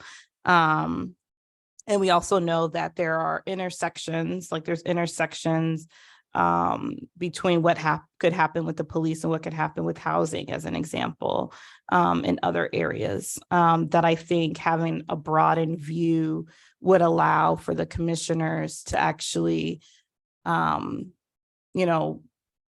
at and consider issues differently. So to me, I think that going through this process actually opens up possibilities for improving language around oversight, and some of the things that people initially wanted, as opposed to upholding what we have because we have it. Thank you.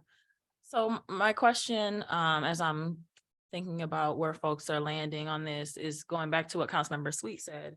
The HRC is in our charter, we have to have a functioning, we don't? Which one is in charter? It is in our HRC is our It's in the charter. charter, but you can discontinue it with a 3/4 vote. Oh, so, okay, but currently it's in our charter. Okay. But. Okay. I didn't know that. That's new information. Okay. Well, so currently it's in the charter. It could be discontinued. I understand that, but we have to make a decision about what happens, is basically what I'm getting at, is that no matter what happens with this, if it's not combined, then we have to then make a choice about what to do about the HRC, because they are not meeting quorum. It's been a year. And at this point, we are not compliant because we haven't made a decision about to discontinue it or not, because they're not meeting, correct? The ordinance says it has to meet at least once every quarter. So you're We're in violation right and now. council can't violate the ordinance. I mean, right. I But mean, yes, it's not following the ordinance. The charter only indicates that you have to have an HRC. It doesn't indicate that it has to be functional. that it has to meet. I'm not a fan of not having it meet if we have it. I'm just saying this to say that as I'm listening, depending on how this goes, we have to make some decisions about what to do with that body if this doesn't pass the way that it has been presented. And this is the only idea that we received from this subcommittee and then from all of council in ways to work through this issue of not only capacity, but also those commissions who have had hard times in the past meeting. HRC is not the only one. And again, Councilmember D. Simmons did say what I was thinking as well. HRC was booming and banking for a while. So this is not like a consistent issue forever. It has been a recent issue in the last year. It's longer than that. What? It's much Well, longer than that. I mean, Yeah. here and It's there been since I've been on council. Within about a year of me getting on council. of 21. So over a year and a half, right? It's July. Either way, at any rate, there was a time prior to the pandemic that HRC was functioning fully. And I mean, that is true. And I just don't want to give the impression that HRC is just like willy-nilly, nobody ever showed up and it doesn't do anything, because it has. I just wanted to say that because there are folks who really spend a lot of time on that body. That was all I was trying to say. I wasn't trying to really confirm dates. And to say that we need to do something about it either way, whether this passes or it doesn't. So are there further comments, questions from council about this? All right, seeing none. Clerk Kalanga, please call the roll. Councilmember D Simmons, Yes. Councilmember J Simmons, No. Councilmember King, Yes. Mayor Pro Tem Wilcoxen, No. Mayor Brown, Pass. Councilmember Sweet, Yes. Councilmember Tucson. Mayor Brown, No. motion fails with 3 yes, 4 no. All right, we have work to do. Next on the agenda, we moved item I up to A. So Mayor Pro Tem Wilcoxen, you have that. I'm sorry, Mr. Here. Carlisle Wortman.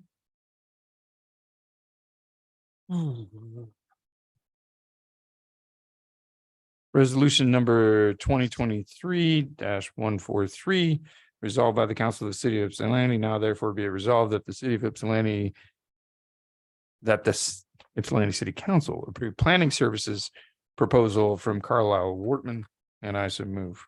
Been moved and supported. City Manager, are you presenting this to start or? Sure. Thank you. Due to the current vacancy that we have of the Economic Development Director and the soon departure of our Planning Director, we need to fill the gaps in the Planning Department and Economic Development. So we have already secured a contract with Carlisle Wortman Associates to pick up the Water Street development. And so after the departure of our Economic Development Director, and the promotion of our Community Development Director to Planning Department Director, there was a noticeable hole, I would say, in the technical skills needed in the Planning Department. Currently, the employees that we have at this point are good employees. We need more planning expertise as it relates to site plan approval and things of that nature. We need an audit of the department to see what is actually missing. With the departure of Christopher, he was actually able to fulfill some of those planning technical skills. But with him leaving, there will basically be a hole in that department for that. So looking at my options, one of them was to go ahead and post the job immediately. But I had a problem with the job description because the previous job description was Economic Development Director / Administrative Services Director. And it included Building Department, DDA, planning, all of them. And so since the departure, I had separated them in order to understand the processes in each department. And since then, I have come to understand that that probably was a good thing so that there are some checks and balances and not just one person making the decisions for the development, the permits, the site plans and those things. And I did that from research. Asking around, consulting the league, just to see just how often all of those are squashed into one, which is not often. So I started working with the building department and we reestablished the building manager position there, getting that going. And so with Christopher's departure, now we have to address the technical skills because Christopher had worked already in planning, community development, had some of those technical skills and was basically filling the gap. And so now we have this gap. And so I started entertaining proposals to provide those services, or for one, to first do an audit so that I can see actually what we have, how the processes are. I've consulted with building department as far as their relationships with planning to see what their concerns were. I had conversations also with planning staff and Katie, which is our only economic development staff person. And we've all kind of agreed that that piece is missing. Oh, she left. I was going to say, right, Katie? So I reached out and asked a couple planning services, told them what we're looking for. Carlisle Wortman had the most, I would say, acceptable response. It was also Giffords also submitted one as well. And so the reason I entertained Carlisle Wortman is because of their familiarity already with what we're doing with Water Street. And they were pretty, I would say they were pretty eager to get in and to look at our department, develop some processes. I prefer to do this before posting it because I don't want someone to come here with lack of direction of what they should be doing. And I also want to know the skill sets that I should be looking for, because some of them are missing, right? At this point. Megan is here in the place of Ben. Megan is familiar with the city. She worked on our master plan. And that's another reason for me preferring Carlisle Wortman Associates, because of their familiarity with the city and having worked with us in the past on some things. So there were some questions I know that I received from Council Member Wilcoxon, but first I'll let Megan go ahead and make the presentation. She may answer some of the questions. And some of the questions I think the answers are in the contract as well. So we'll see where we land after Megan does her presentation. Well, thank you, Manager McMullen. Welcome. Good evening to everyone. First, I want to say it's a pleasure to be back at City of Ypsilanti. I was the lead consultant in the 2014 Shape Ypsilanti Master Plan. And also I was one of the main authors of the zoning ordinance that came out of that process. So I can honestly say that I know what the intentions were when that zoning ordinance was written. At that point in time, I was with E&P and Associates, but I know that Carlisle Wortman Associates as a firm has had a long history with the city going back to the 1990s. So for that 2014, I'm very grateful that you didn't have a relationship with Carlisle Wortman at that time, and that E&P, which we were a small women-owned firm, got the chance to work here. But I came to Carlisle Wortman Associates in 2017 because of their culture and because of the things that they do. And number one, these are the 4 values that I want to share with you that we have, and these are in the proposal. Number one is responsiveness. There were some questions about when there was an option with 2 days a week, and that would we pick up the phone on the other 3 days? The answer is absolutely. We are responsive to our clients, and we really see our clients as an extension of us and vice versa. My job, I feel as a consultant, is I want to be adopted by that community. And so I want to be part of that, and that we need to be responsive to your phone calls, to your emails, whatnot. There's not a day off. Number 2, we have a commitment, and that means that we've been working with client communities for over 40 years. And so we have decades of experience, not only with other communities, but when we come into a community, we look to be part of your daily functioning, and we would like to be part of your future. We hope that we would earn that trust. And that's the third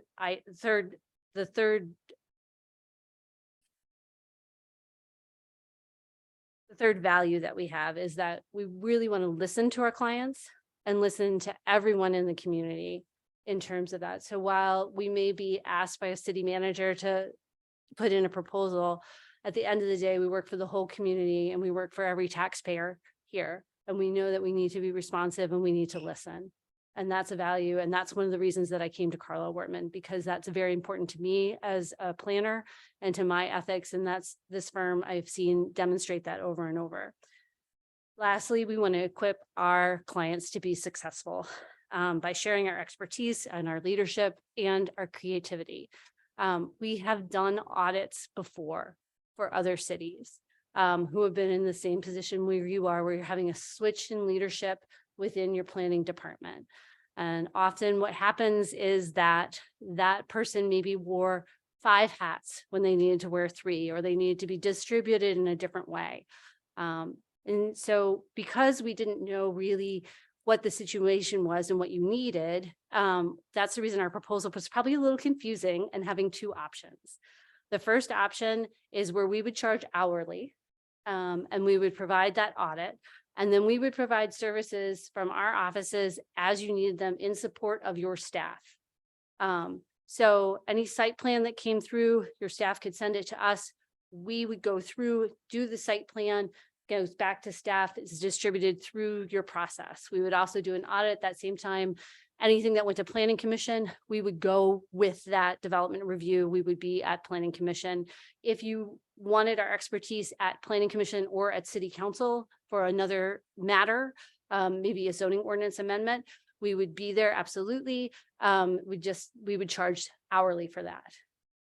And for that, we're looking for a 6-month commitment in terms of the contract, because we need to shift staffing in order to we give you that responsive commitment and have enough of our time to make your community successful in what you're doing. Then the second option, since we knew you were going to have a gap in staff, is to have a member of Carlisle Wortman's team. It might be me some days, it might be a more junior planner another day, to come and be in your office 2 days a week. We would answer phone calls, we would be at the desk, we would be there just as your staff members have been. And then on the off days when we weren't there, if you called us, we'd pick up the phone, answer emails, whatnot. We do this all the time.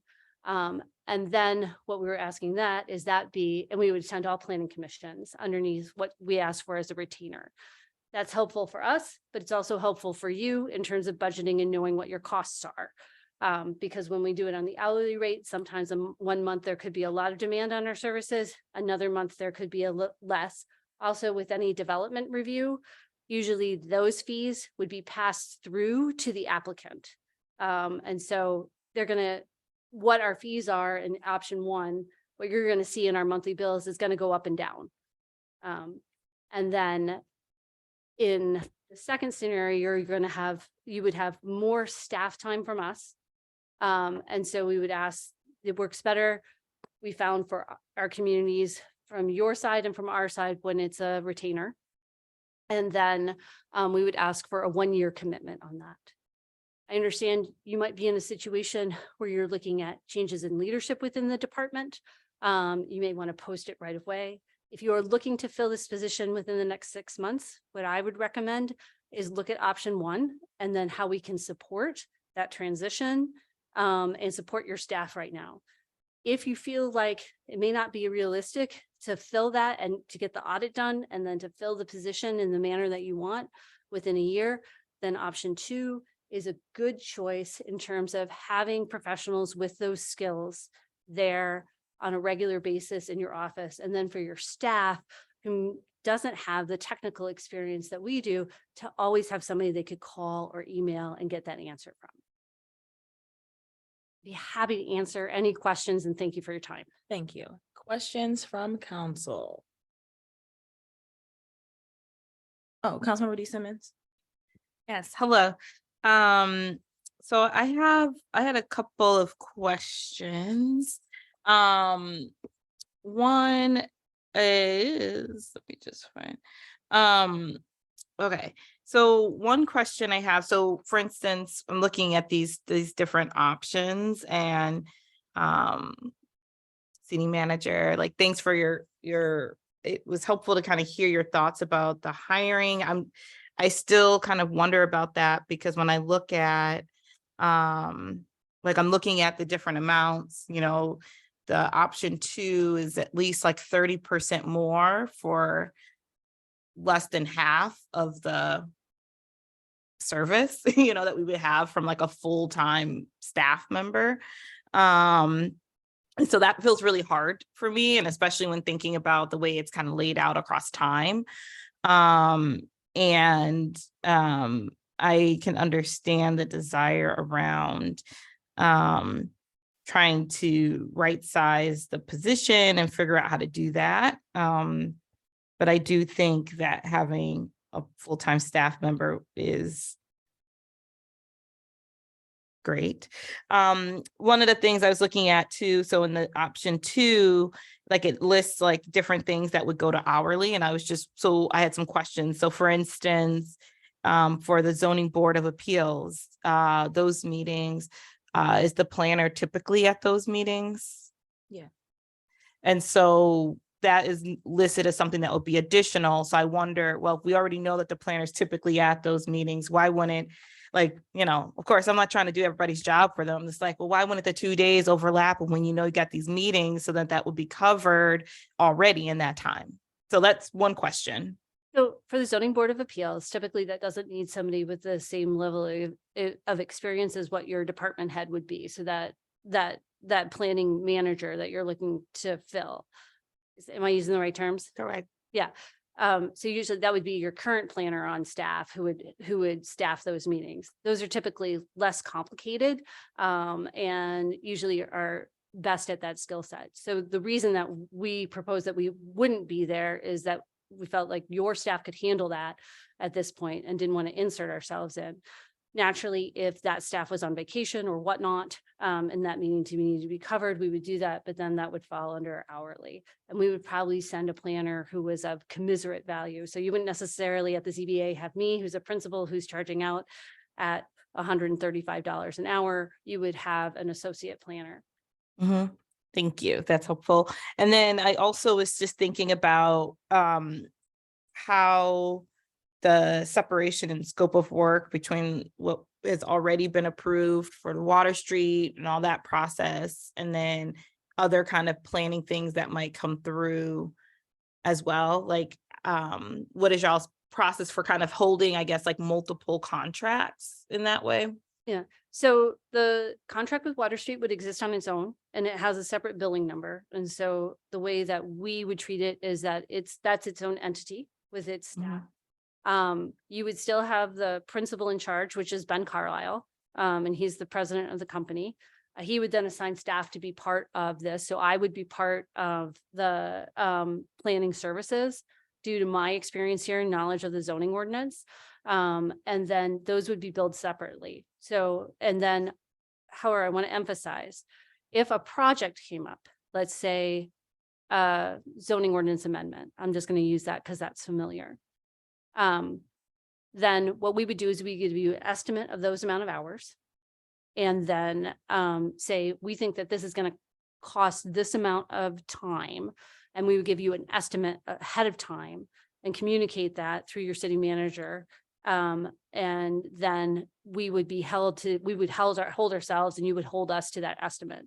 If for some reason, let's say there was changes at the public hearing and it would take more time, then we would come back to you and say, we think this is going to take a little bit more of time. It's going to be this and additional. Because again, we believe in communicating with people about communicating with our clients about where we are, what your expectations are, and what your expectations are of us. Thank you. Were those all your questions, Councilmember Simmons? For now, yes, thank you. Other questions from council comments? Councilmember Sweet. I guess this will be directed towards city manager as a question. Under this, regardless of what route we take, as far as our current staff in this department, they would not be reporting to Carlisle Wortman, right? They would be reporting to someone else who's currently on staff, either yourself or someone else. Correct. Okay. So they would just be assisting. Correct. Okay. Thank you. Mayor Pro Tem. Thank you for being here. I appreciate the expertise of Carlisle Wortman. And I appreciate city manager engaging in this conversation to look at this staffing shortage. It's unfortunate that two manager level or director level staff have left in such a short time and creating a hole and I recognize that whole. One of the things that was not outlined in the proposals was the time of completion for the audit. And so how long does that usually take? I mean, and that will play into the finances of this considerably. That usually takes about 2 months. About 2 months for that. Mhm. And so that the end product of that is the deliverable is a report that outlines what's missing, what should be happening, what the what you're- credentials of the person to fill the role should be. Yeah, and what you're doing well. So Mm-hmm. what you're doing well, where are the holes, where there could be improvements. It can also include job descriptions if we're recommending that you change the structure or change the organization. And then also how the processes should flow. And then if there are gaps in that, and sometimes there is what we would analyze is the process in theory and then the process in practice. And the process in theory should be transparent through the ordinances and any engineering standards or things that you have. But often what we find is then that process in practice might be different. And sometimes the process in practice might be better. And so there might be ordinance and amendments that are associated with it. But what takes the time is really sitting down with staff, having conversations, and then also then getting feedback about how it works, sketching out that, and then looking at it in an analytical way and then giving recommendations back. And I would hope that those recommendations also as part of it, we would come to you, City Council, to give a presentation about what we found in that audit. Representative, can I ask a question to follow up on this really quick? Sure. Okay. How often would you say, in your experience, a municipality or an organization would need to do an audit like this for their structure? If you've had someone in a position for a long time and they've left, usually doing that sort of audit is beneficial. Also, if you are looking to change your philosophy towards development, it is beneficial. So I can't give you should do it once every 5 or 10 years, but if you're at a change of leadership, and also what you've described is you've had a change of leadership, but you've had a sudden 1-2 of leadership. What that is telling of is usually that person may be asked to do too much. A lot of times you'll have somebody in that position who's been an Energizer bunny, who's taken over everything and been willing to do it. And then they left, and then everybody else is looking at the gaps and not sure what to do, because maybe that person kept all the knowledge in their head too and didn't share it. So one of the things that we would look to do in the audit is also to give you a playbook that's written down that then can get passed down and become institutional knowledge. And I only asked that question because when in reviewing this and looking back, I believe there was an audit that was done in like 2013 or 14 that recommended the combination of the roles. And so I'm just trying to reconcile what was the situation then that would be recommended. And then now we're saying, nope, it's too much. We need to separate and do another audit. To figure out what to do next. Yeah, and I was actually part of I was part of that process at that time, and really that planning director who had left, it was Teresa Gelati, and she'd taken on a lot and she'd done a lot.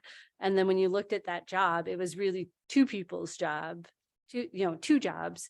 And then what it became was 2 tiers. And then the decision was made by the city at that time that the economic development should take a lead.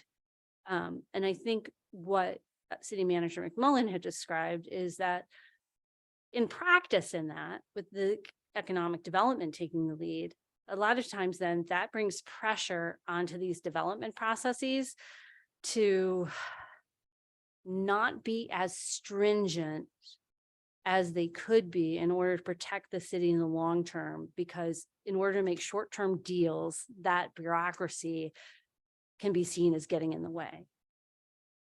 And so then part of the question too of the audit would be, what is the city's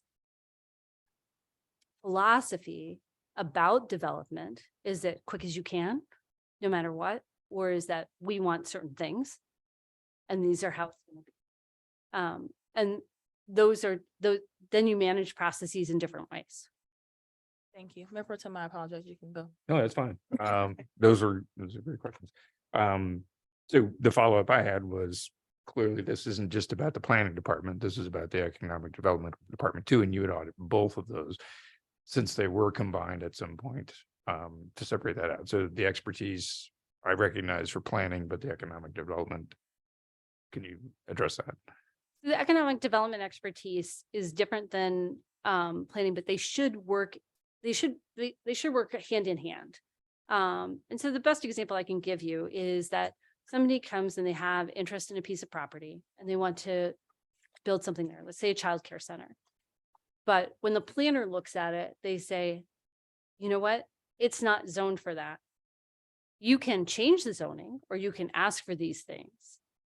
But if you have your planning department and your economic development department working together, the planning department says, also, you're interested in opening a childcare center. While you have interest in this property, and that may be what you can feel that you can purchase at this point, there may be other properties that are available within the city that might have the right zoning. Let me introduce you to the economic development side. And they then know that. And also what the economic development side knows is where to go and get a loan, where to go and get help with their business plan, where to go and get additional help for grants and things like that. And so that economic development expertise can then help them do that and also help them go through a pro forma. And that's exactly what Mateo Pascual has been helping with in terms of Water Street. Okay, you answered the question. Maybe I didn't ask it right, but that's fine. That's good. Sorry, it was a long answer. No, that's good. That's good. You know, when I look at the recent past, it did seem like there was that concentration in one person, and that gave rise to conflicts, and I appreciate the separation of those things out, and need to look at that to see whether that is still a reasonable path forward or not. Some of the issues that I have are, you know, in our situation as council, looking out for our budget. And so, you know, I haven't had time to look at the contract. This came to me today. So I'm not ready to make a decision on this at all. I haven't had a chance to look at it. I don't, you know, I sent an email last night, you know, asking for fleshing out of the two different options in terms of, you know, it's as it was presented, it was 2 days either way, 2 days here and 2 days here. And as Councilman Simmons pointed out, you know, if we hire somebody, we've got 40 hours, not just 16. So that cost benefit has to, you know, I don't have enough information to make that cost benefit analysis for that. So I guess what I'd like to see is in these situations, you do this for other municipalities. And so how much time, you know, is required for these? So the audit is one thing, but in terms of the services, you know, costing these out at, you know, at 16 hours a week doesn't seem accurate in terms of what your actual role is going to be. But as pointed out, there's a lot of things that in the retainer situation that would then be billed hourly as well. So I'm looking at that. One of the inconsistencies between the information that I got yesterday was attendance at the planning commission meetings. It says, yeah, you know, we'll attend planning commission meetings during regular business hours. Well, we don't do that. So does that become in the retainer? It was specifically in option 2. That becomes an hourly charge at whose rate, and is that something else that our planner, who currently staffs those planning commissions meetings, would do themselves? Actually, I want to apologize. In option 2, actually, the planning commission meeting is covered under the retainer. It's like 2 paragraphs down underneath the chart. So one planning commission meeting is in that, but also we recognize that you have a lot of meetings for your planning department because you have one ZBA, one planning commission, and then 2 HDC. And what we understand from on the Historic District Commission is you already have somebody who's a consultant who takes care of that. So that kind of runs on its own and wouldn't need us there. So, and when it said planning meetings during the business day, what that meant is somebody comes in and wants to meet and schedule an appointment for an hour to talk through this particular property.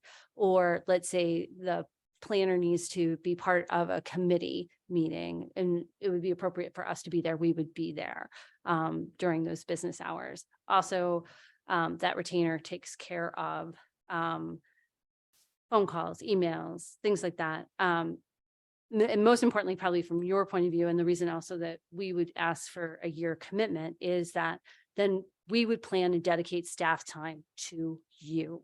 And that is likely a combination of my level and an associate or planner level providing those services. But a lot of times you would have myself with over 20 years experience or Ben Carlisle, who's the president of our firm, walking in to those meetings with developers and whatnot. And then also as you, let's say you hire somebody, we are there to be their sounding board or in the day-to-day, your current staff member needs some help or has a question that they don't know an answer to, we'll answer the phone anytime. They'll have my cell phone. We're there for you.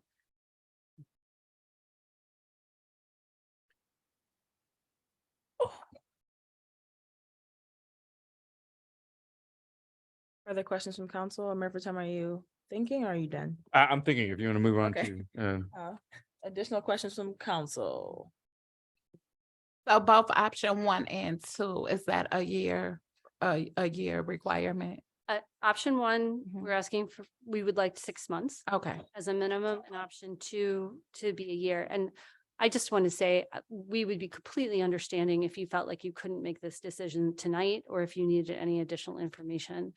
The planning services can have a huge impact on your city. It really influences what development happens. And we wouldn't want you to make a decision where you felt like you didn't have all the information or time.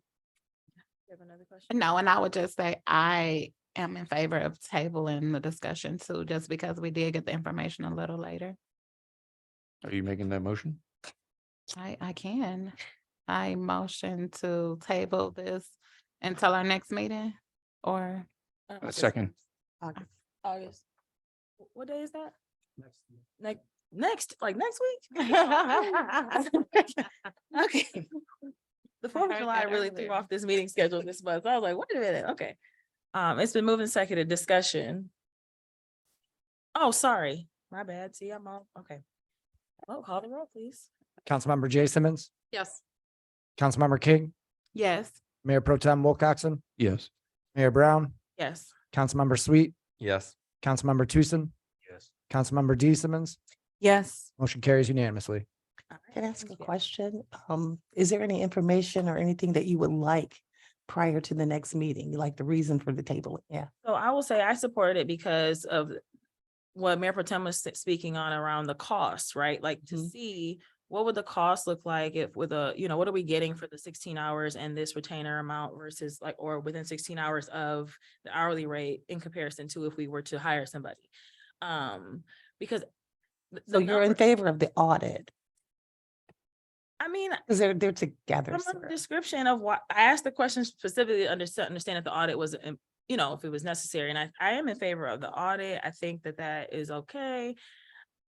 The numbers are a little like, it took me a little aback in terms of what we're getting for 2 days a week in comparison to what we are expending.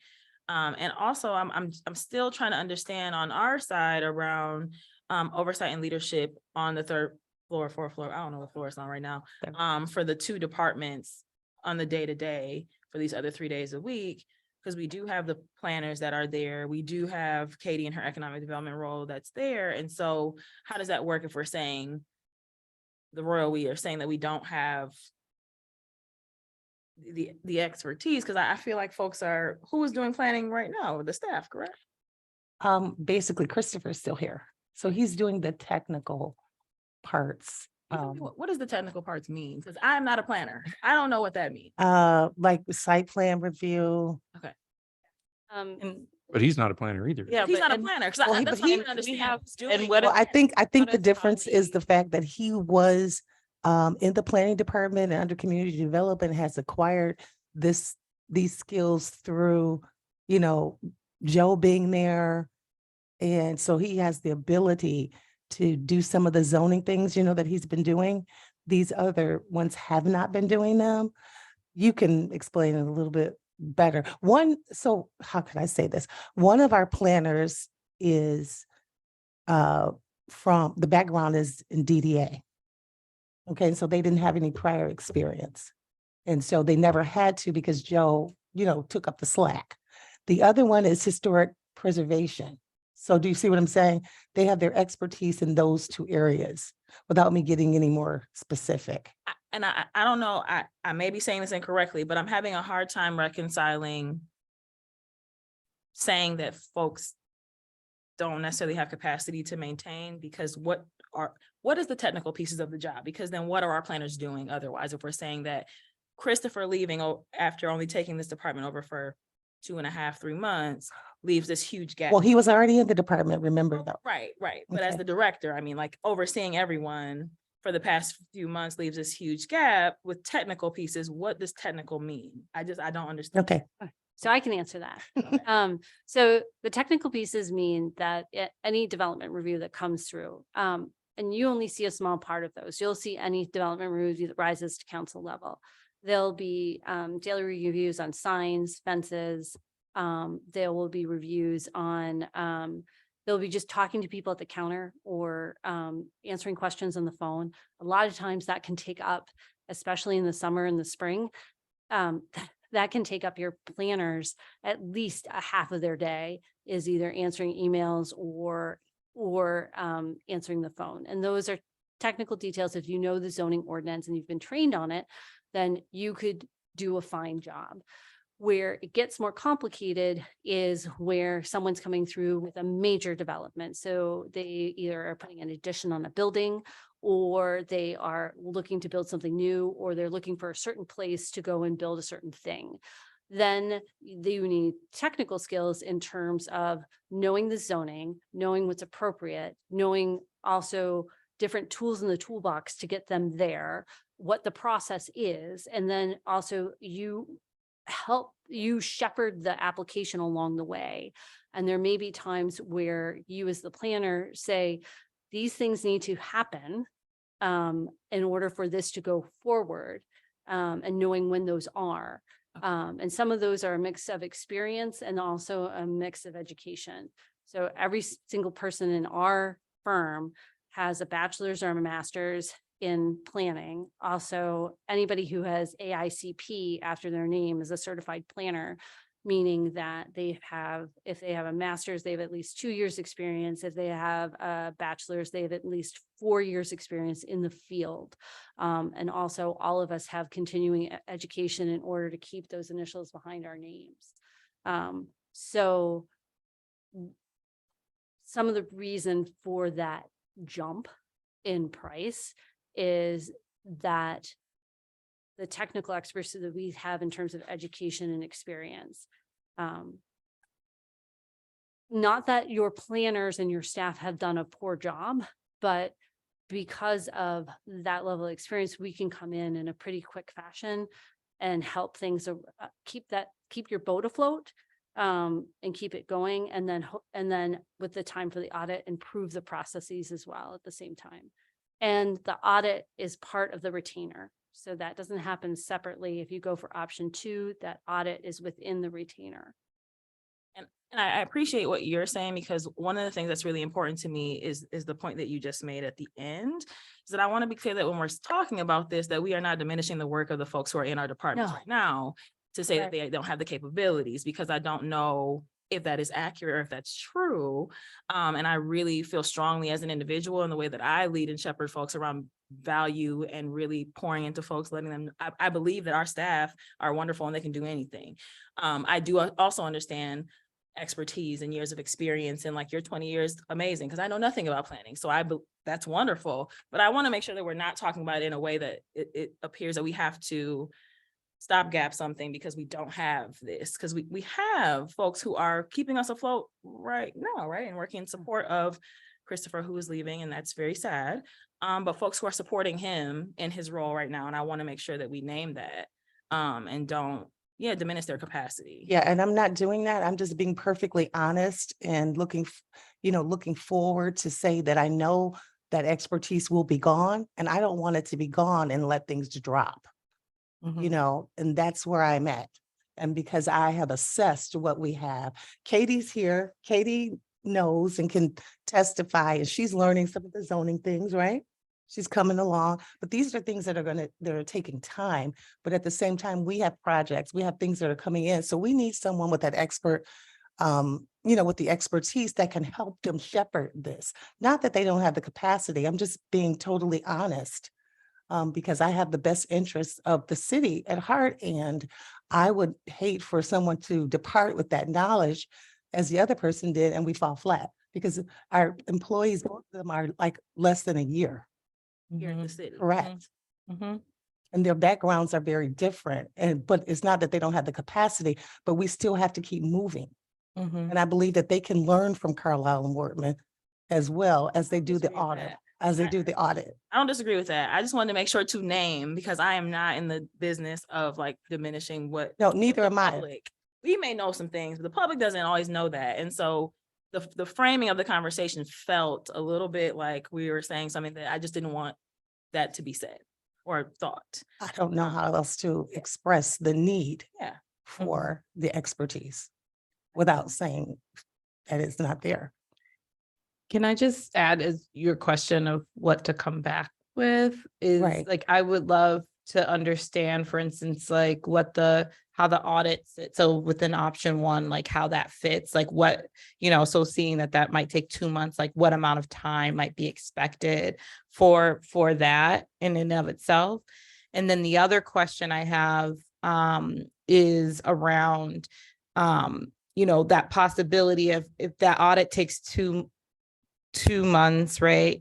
And within that option one, the expectation would be like a 6-month carryover, what that looks like in terms of whether that would give enough leeway to then be able to take those learnings to then be able to put together a position for a full-time position. So just like, I know you kind of explained, why needing this gap, but I feel like I need a little bit more in terms of why we wouldn't be prepared in 6 months to then put out a position with all this information and with the support of Carlisle and Wortman up to that point. Okay, so you'd like some scenarios and you like it to be costed out, like for each thing? Like Yes, the please. audit and then whatever the other services are.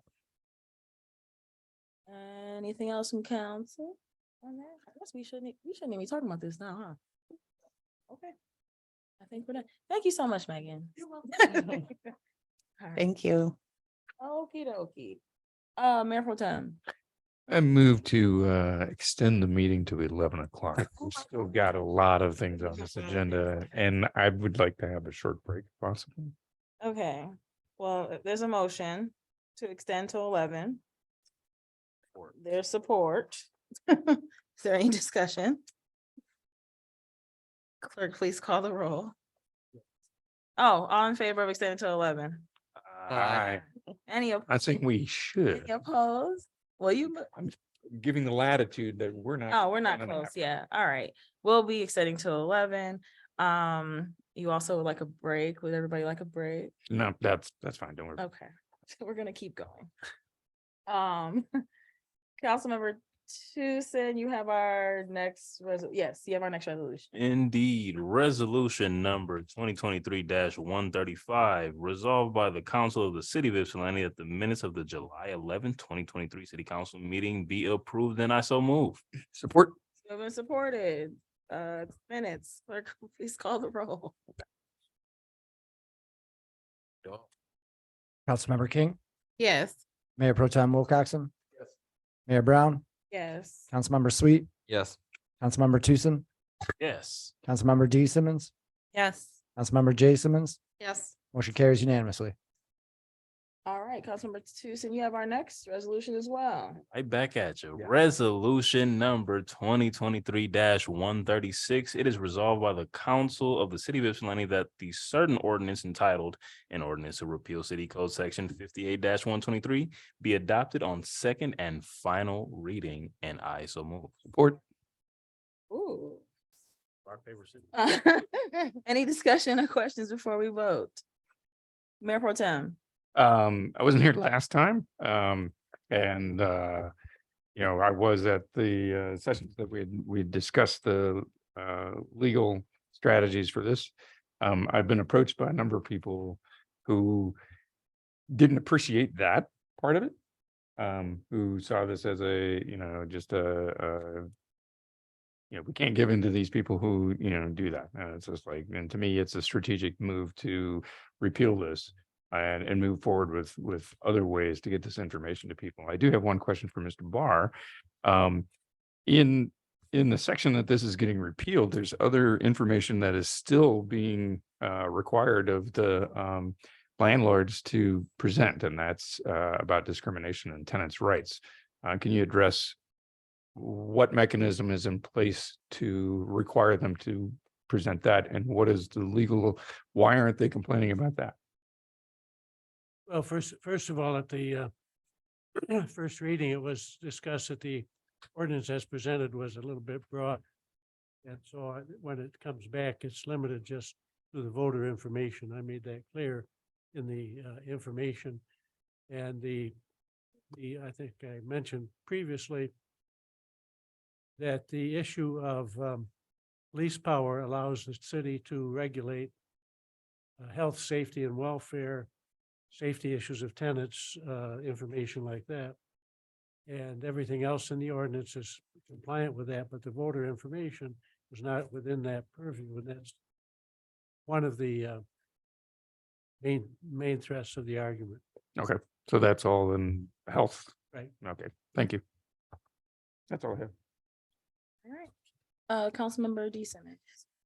So I have two questions, or one thing is, so in this section 58123, so we're, after it crosses out voting and elections, discrimination and tenants' rights and responsibility, it says responsibilities in the city of Ypsilanti, and I think that should say responsibilities of the city of Ypsilanti. Because as I understand it, when we go back to think about what things we might add back, I feel like that feels more accurate in that wording. And then the other question, this is more of a procedural question from my understanding. In the minutes, I thought this was passed on, it said something about being passed on first reading. Is that correct? Yeah, Or, it was passed on first reading at the last meeting. Mhm. This is the second reading of the ordinance. And it's technical, a change to it, a correction that doesn't change the impact of it.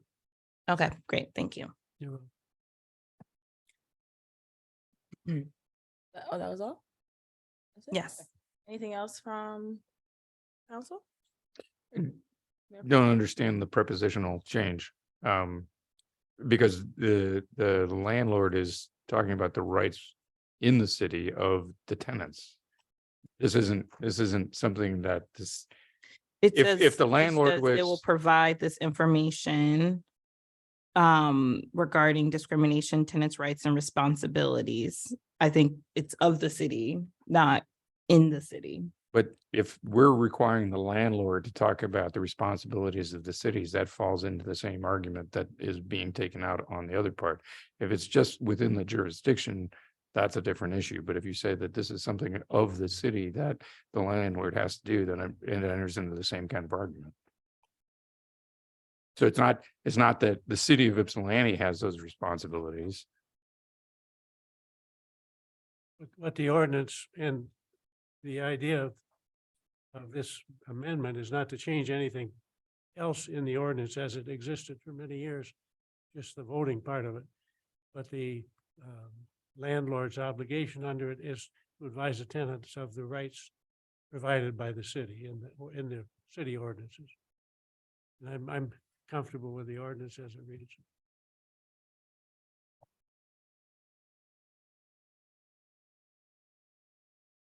Because the rights and responsibilities are those of the tenant. Not Now, of there's, the landlord has certain, the tenants have some rights, landlords do too, but there's an item in the city, like you have to provide locks, and you can't enter without notice of certain time, different things like that. That's what this ordinance is encompassing.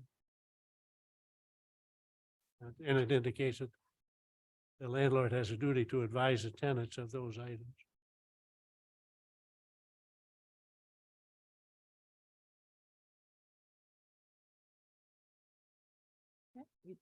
Good. All right. Seeing that, Clerk Kalanga. Mayor Pro Tem Wilcoxen, Yes. Mayor Brown, Yes. Councilmember Sweet, Yes. Councilmember Tucson, Yes. Councilmember D Simmons,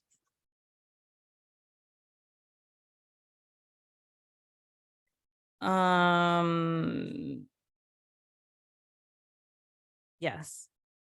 Councilmember J Simmons, Yes. Councilmember King. Yes. Motion carries unanimously. Councilmember Jason, we have our next resolution.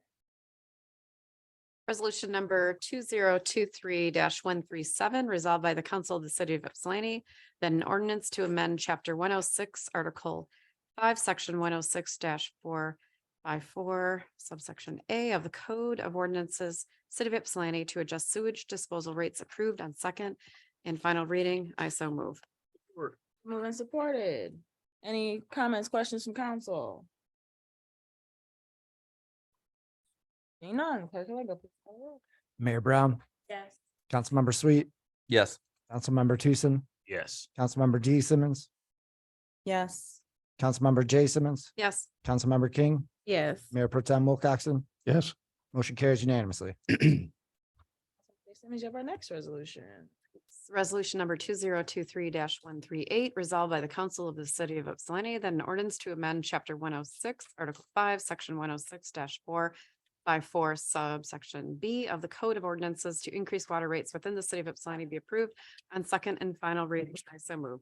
Moved and supported. Questions, comments from council? Mayor Pro Tem. Again, sorry, I wasn't here last time.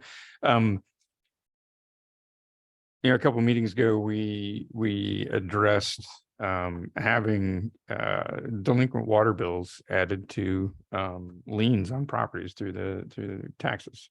I chafed at that. I understand there's a mechanism for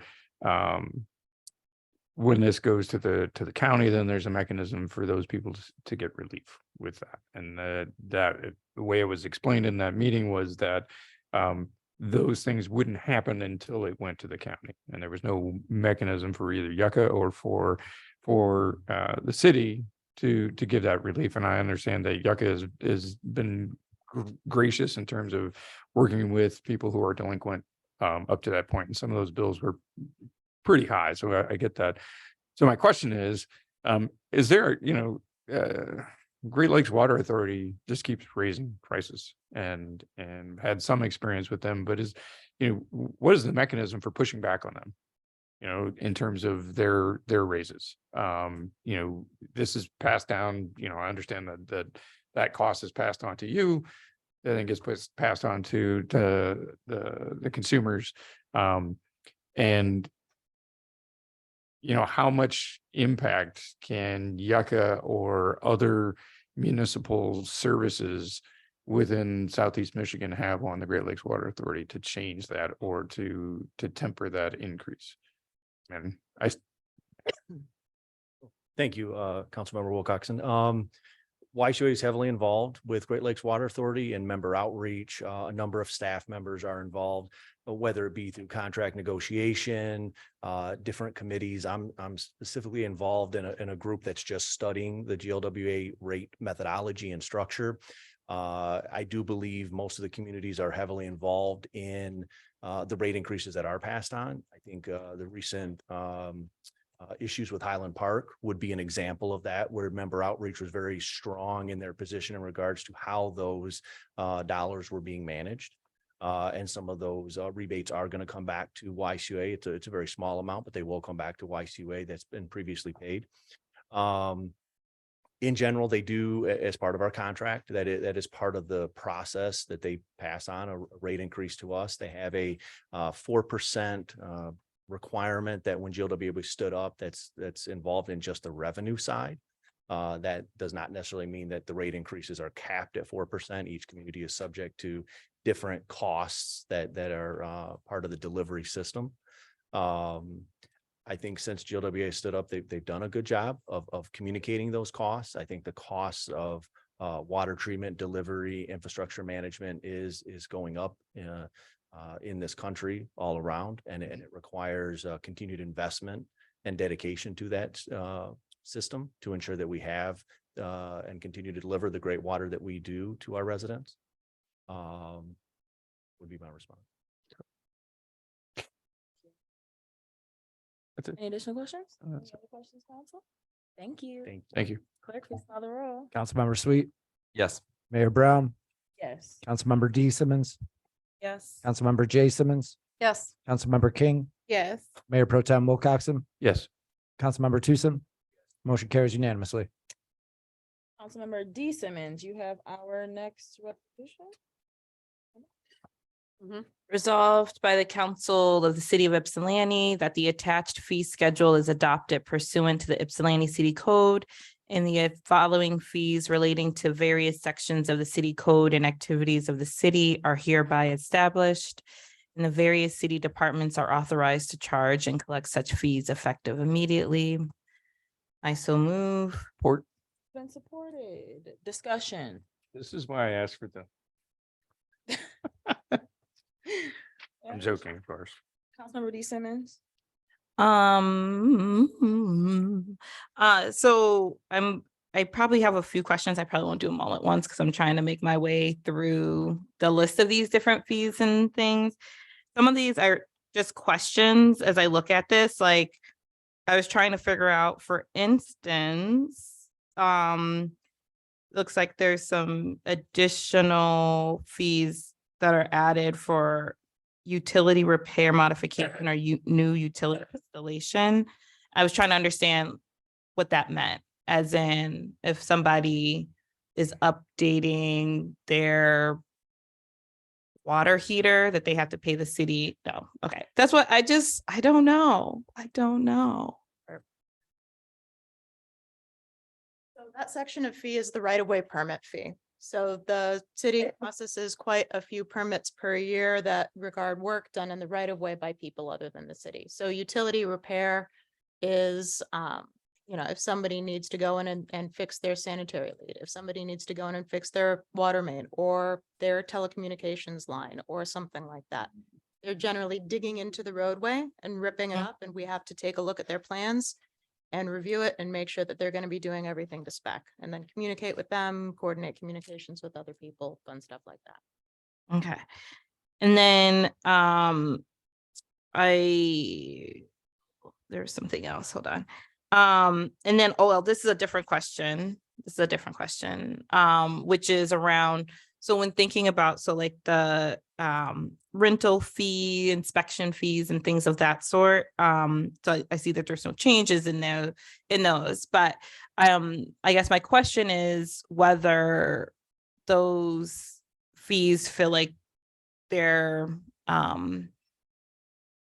covering like the costs or supplementing costs in some way that seems applicable for what those needs are.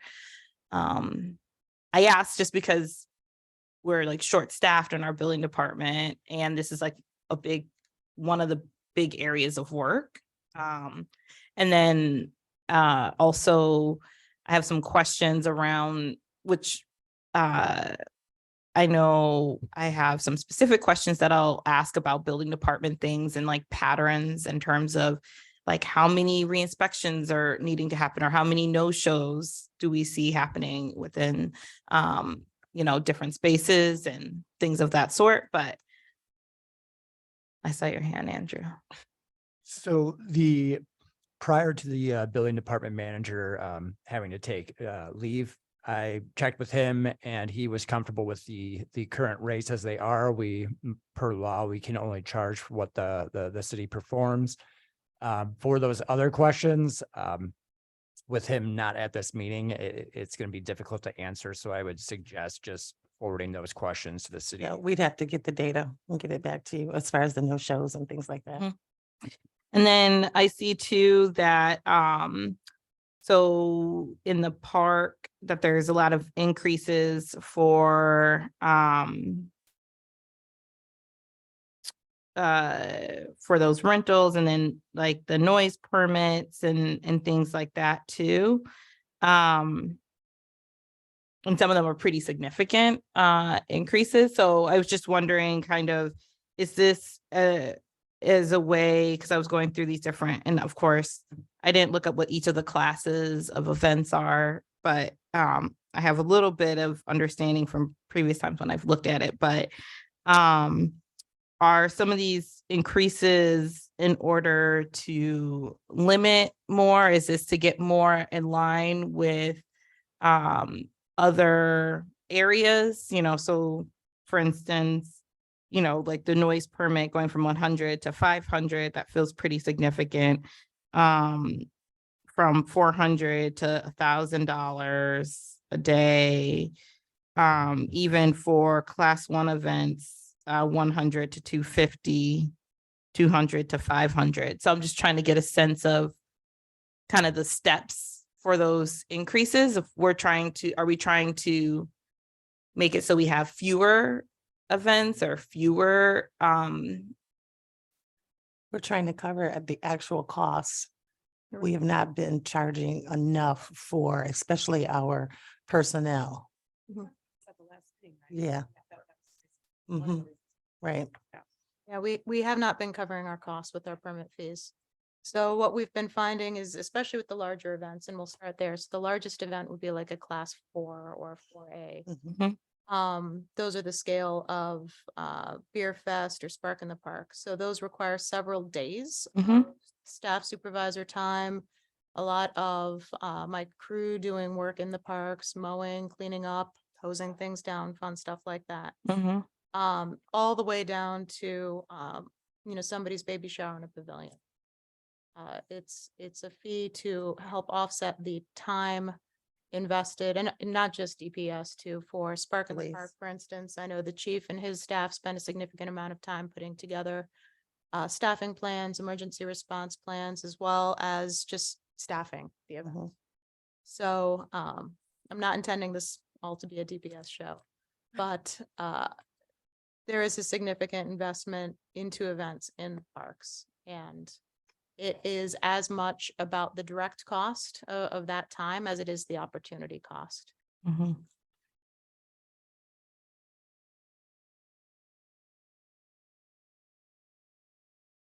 questions from council? A million of them. Okay. I didn't realize we had a fee for domestic fowl and bees. Why do we have that? Because it's licensed through the building department. So it's a license. To keep like chickens? Yeah. Or Why? Or ducks. Or It's ducks. Processing paperwork.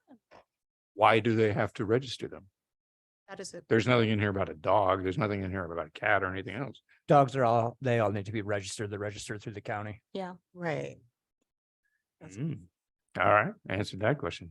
Building 18.3 demolition permit is $70, but what is the $11 fee under that? I don't, no idea. 1831B, what is the $50 fee for residential? There's not any. 1831B is a certificate of occupancy, and that would be basically inspection for the Okay, just wasn't clear. Back to the re-inspections. I've heard numerous complaints about the cost of getting inspections for issues that were not designated on the first inspections, and I have problems with citizens having to pay for re-inspection when they've been noticed for things that weren't on the original one. Mr. Rajabi has come here numerous times, but he's not the only person that has brought this up. So that re-inspection fee, it's not about the fee, but I think the process in terms of that, that's been a complaint that I've heard for the entire time I've been on council.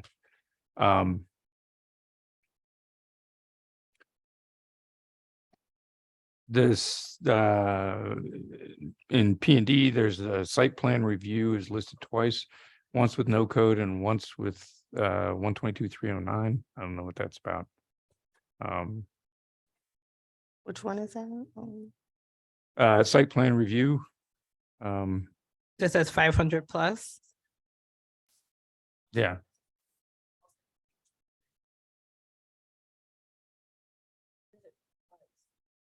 So nothing in the planning department has been changed. updated from last year. They just carried over. But we really can't, I really can't explain what it is. I'd have to get back with you on it. Okay, okay. Just a note, I saw the fees for Rutherford Pool and saw this big jump. And so I consulted them and they looked at it and they went, yeah, well, those are correct for this year. It was the preceding ones that were not correct. So there wasn't an increase this year. Correct. I reached out to all the 501c3s. Technically, they set their own rates. I just wanted to make sure that we were consistent in those rates in the fee schedule. There's also a reference to the Friends of the Freight House in here that, You could probably strike that. marijuana facilities, there's a $1,100 charge for appeal. Every appeal that we've had, we have waived that fee, and some of those appellants had made comments to legally challenge that and say that their $5,000 fee up front should cover the administrative fees for the appeal. In the ordinance that just passed on first reading, that's an adjudication. So we see that as outside of the normal permit fees. That's never been challenged in court, so attorneys say things. Also just approved in chapter 7 is a way to try to handle those administratively before a fee is charged. The fee would only be an appeal of their initial appeal. Thank you. Thank you for the adjudication. I did notice that. Bicycle registration fees. Is that a requirement or that's I want you to know that I have a bicycle and if it gets stolen, you'll know where it is. Awesome. Thank you. That's all I have actually. Additional comments, questions from? Okay. Bonnie has a question for the duplicate Not a site question. plan. So I mean, the an answer. 122.309. Mhm.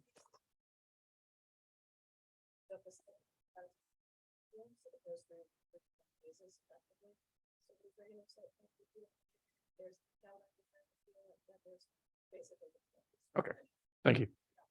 Those costs may come from our third party. Right, so the initial.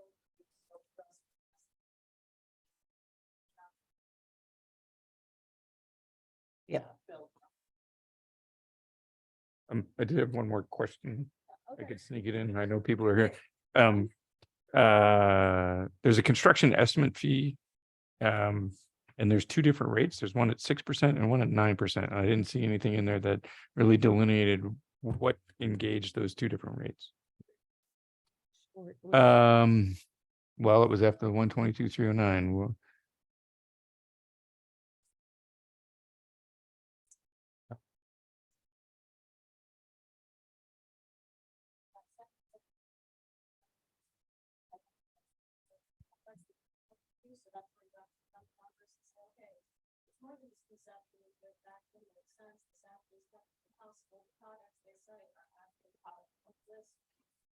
This can happen, this needs our goals, yes, can actually go start.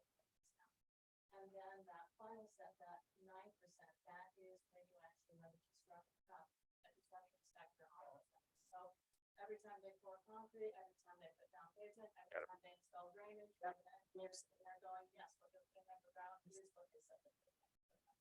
okay, thank you. Councilmember Sweet. I had some under the special events, which we kind of touched on.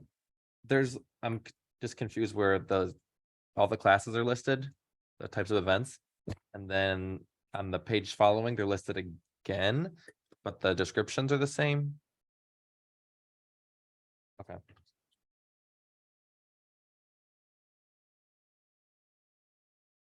Got cut off in the. It got cut off. That half a box. Okay. Okay. And then the local street closure permit, the per street per day. Is that like is that applicable to like neighborhoods that want to do like a block party type function? Is that a fee for that, or is this for like a contractor or someone who wants to have an actual like largest scale event?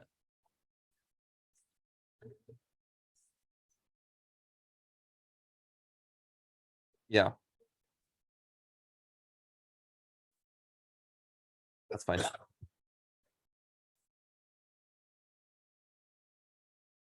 They're small, okay. I just didn't know if that was applicable to those. They do, okay. That's all that I had. Oh, I was gonna say something to answer Steve's. It was basically about bike registration. And they're supposed to serve a purpose, at least back when I was a police officer, because a lot of times people don't record their serial numbers, so it was one way of being recorded because they were stolen and we happened to get them to law enforcement information network. Recover them. Some modest fee. Thank you. All right. Additional questions, comments from council?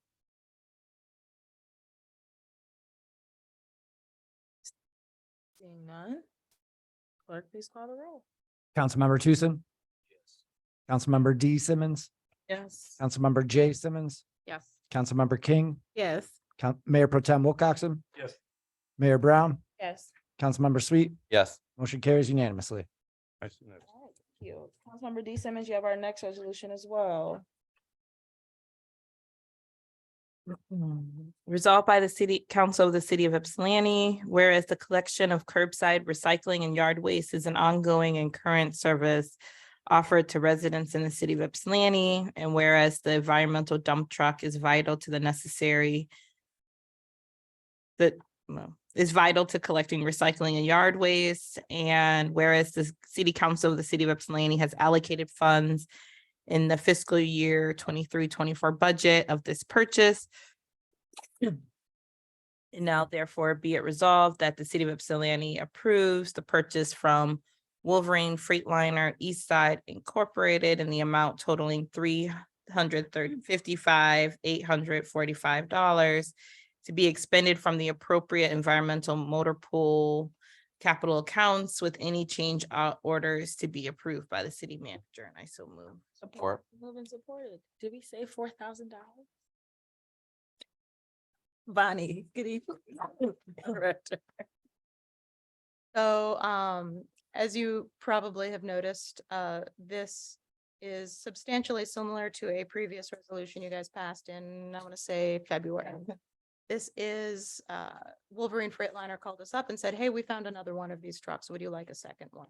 And we said, boy, howdy, yes, please. Boy, howdy. Boy, those were the exact words we used. The fun thing with both of this truck and the previous truck that you guys authorized is, I'm sure you guys remember this accurately, and we'll be just as thrilled as we are. We had previously spec'd a 21-yard dump body. They weren't able to provide the 21-yard dump body, so we're getting a 26-yard dump body. Ooh. Ooh la la. Man. Great. Moving on up. So exciting. Yeah. So, we, are looking forward to a new truck with little hearts and stars in our eyes. 2 new trucks. They're so cool to look at. I mean, these ones might actually, we might be presentable enough to.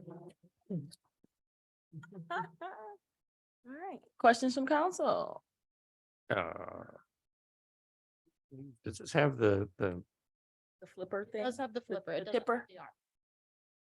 It has a tip. The cart tipper. Yep. Okay, has a tipper. It's 26 instead of 21.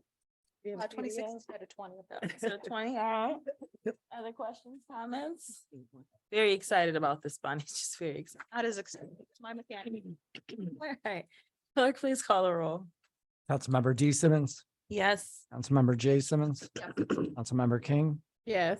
Mayor Pro Tem Wilcoxen, yes? Mayor Brown, Yes. Councilmember Sweet, Yes. Councilmember Tucson, Yes. motion carries unanimously. Mayor Pro Tem Wilcoxen. Oh. We have our next resolution. Yeah, yeah.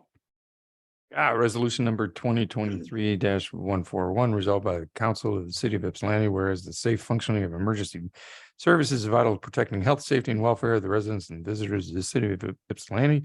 And whereas the concrete surfacing surrounding the fire stations is in poor condition, and whereas the retaining wall at the southern boundary of the property requires inspection. And whereas the city council of the city of Ypsilanti has allocated funds in the fiscal year 23-24 budget for this project, and now therefore be it resolved that city of Ypsilanti approves the proposal for professional services regarding the fire station retaining wall and concrete pavement repairs from OHM in an amount not to exceed $30,370 to be expended from the appropriate capital accounts, with any change orders to be approved by the city manager. And I so move. I support. Been moved and supported. Good evening again, Director Westler. Good evening, Mayor Brown. Council, it is a delight to be here before you tonight. Yes. So as the resolution states, the concrete is cracked and heaving in many locations. The retaining wall also has shown signs of movement, which is not something that you want to see in a retaining wall. We would like to find out why, and we would also like to repair the existing cracks. All right. That sounds like a good idea. Questions or comments from council? All right. I do want to point out one more thing. So this project was initially spec'd at $125,000 for the whole thing, including this fee. We anticipate that concrete prices are still dynamic. That is probably not a great number anymore, but whether it's high or whether it's low, probably low. We don't know yet until we put it out to bid. Oh, okay. Yeah. Also 4,000 is already, okay. I was kind, $4,000, that'd do. like a 4,000 is step, gone. All right, you know, it's like- wonderful. Thanks. Okay, well, seeing done, clerk, please call the. Mayor Pro Tem Wilcoxen, Yes. Mayor Brown, Yes. Councilmember Sweet, Yes. Councilmember Tucson, Yes. Councilmember D Simmons, Yes. Councilmember J Simmons, Yes. Councilmember King, Yes. motion carries unanimously. Mr. Sweet, you have our next resolution.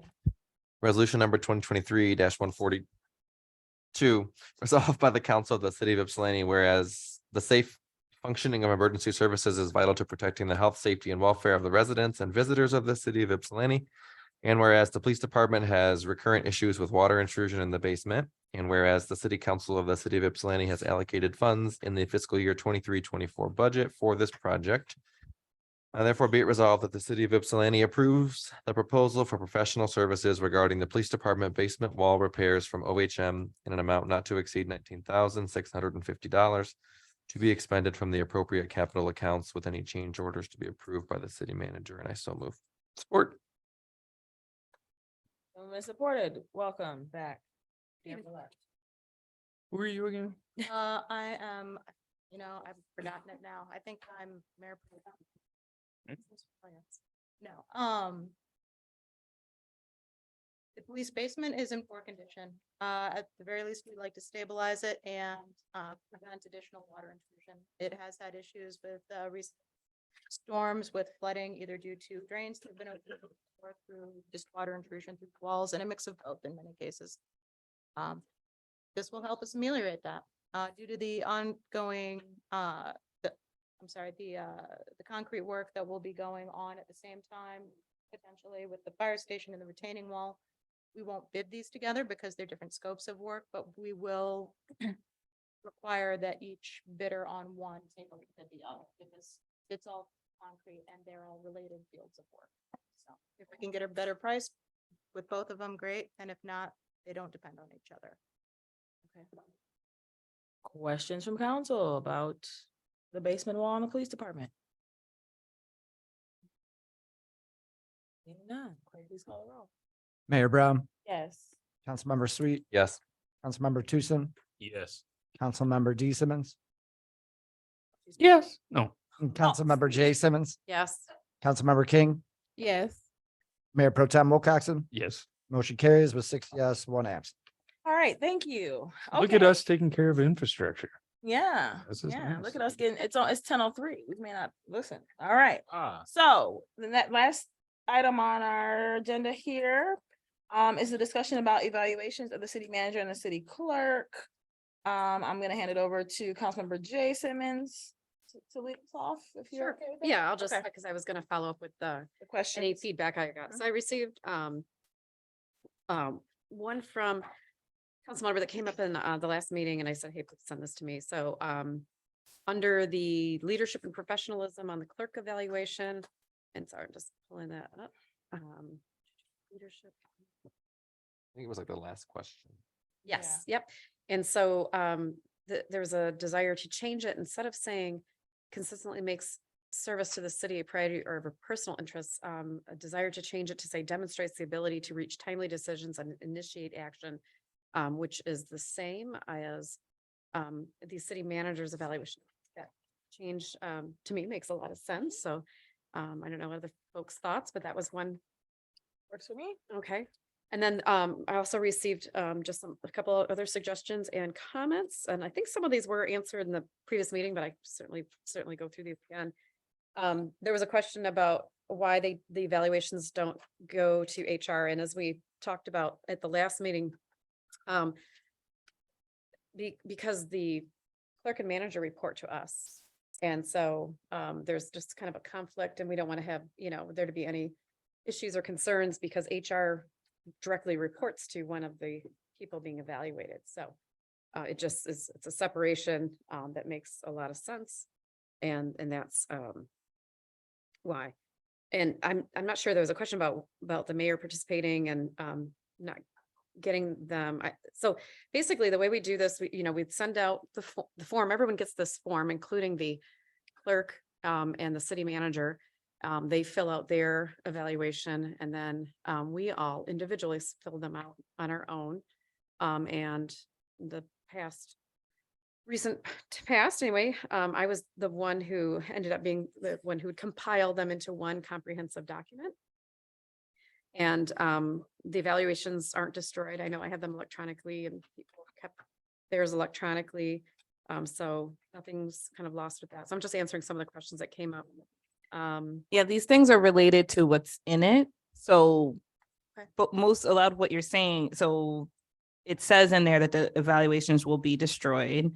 It says this process, it says that there's a whole lot of things where it says that it's like trying to be clear that nobody will see everybody's stuff until it's all done. Mhm. So my question is, because the mayor and you, if it's you, which I was trying to figure out why, if we're sending our evaluations to you, but you're also participating, you could then get our stuff, right, before you've completed your own evaluations, which means that would go against what's listed there. So that's what those questions were for.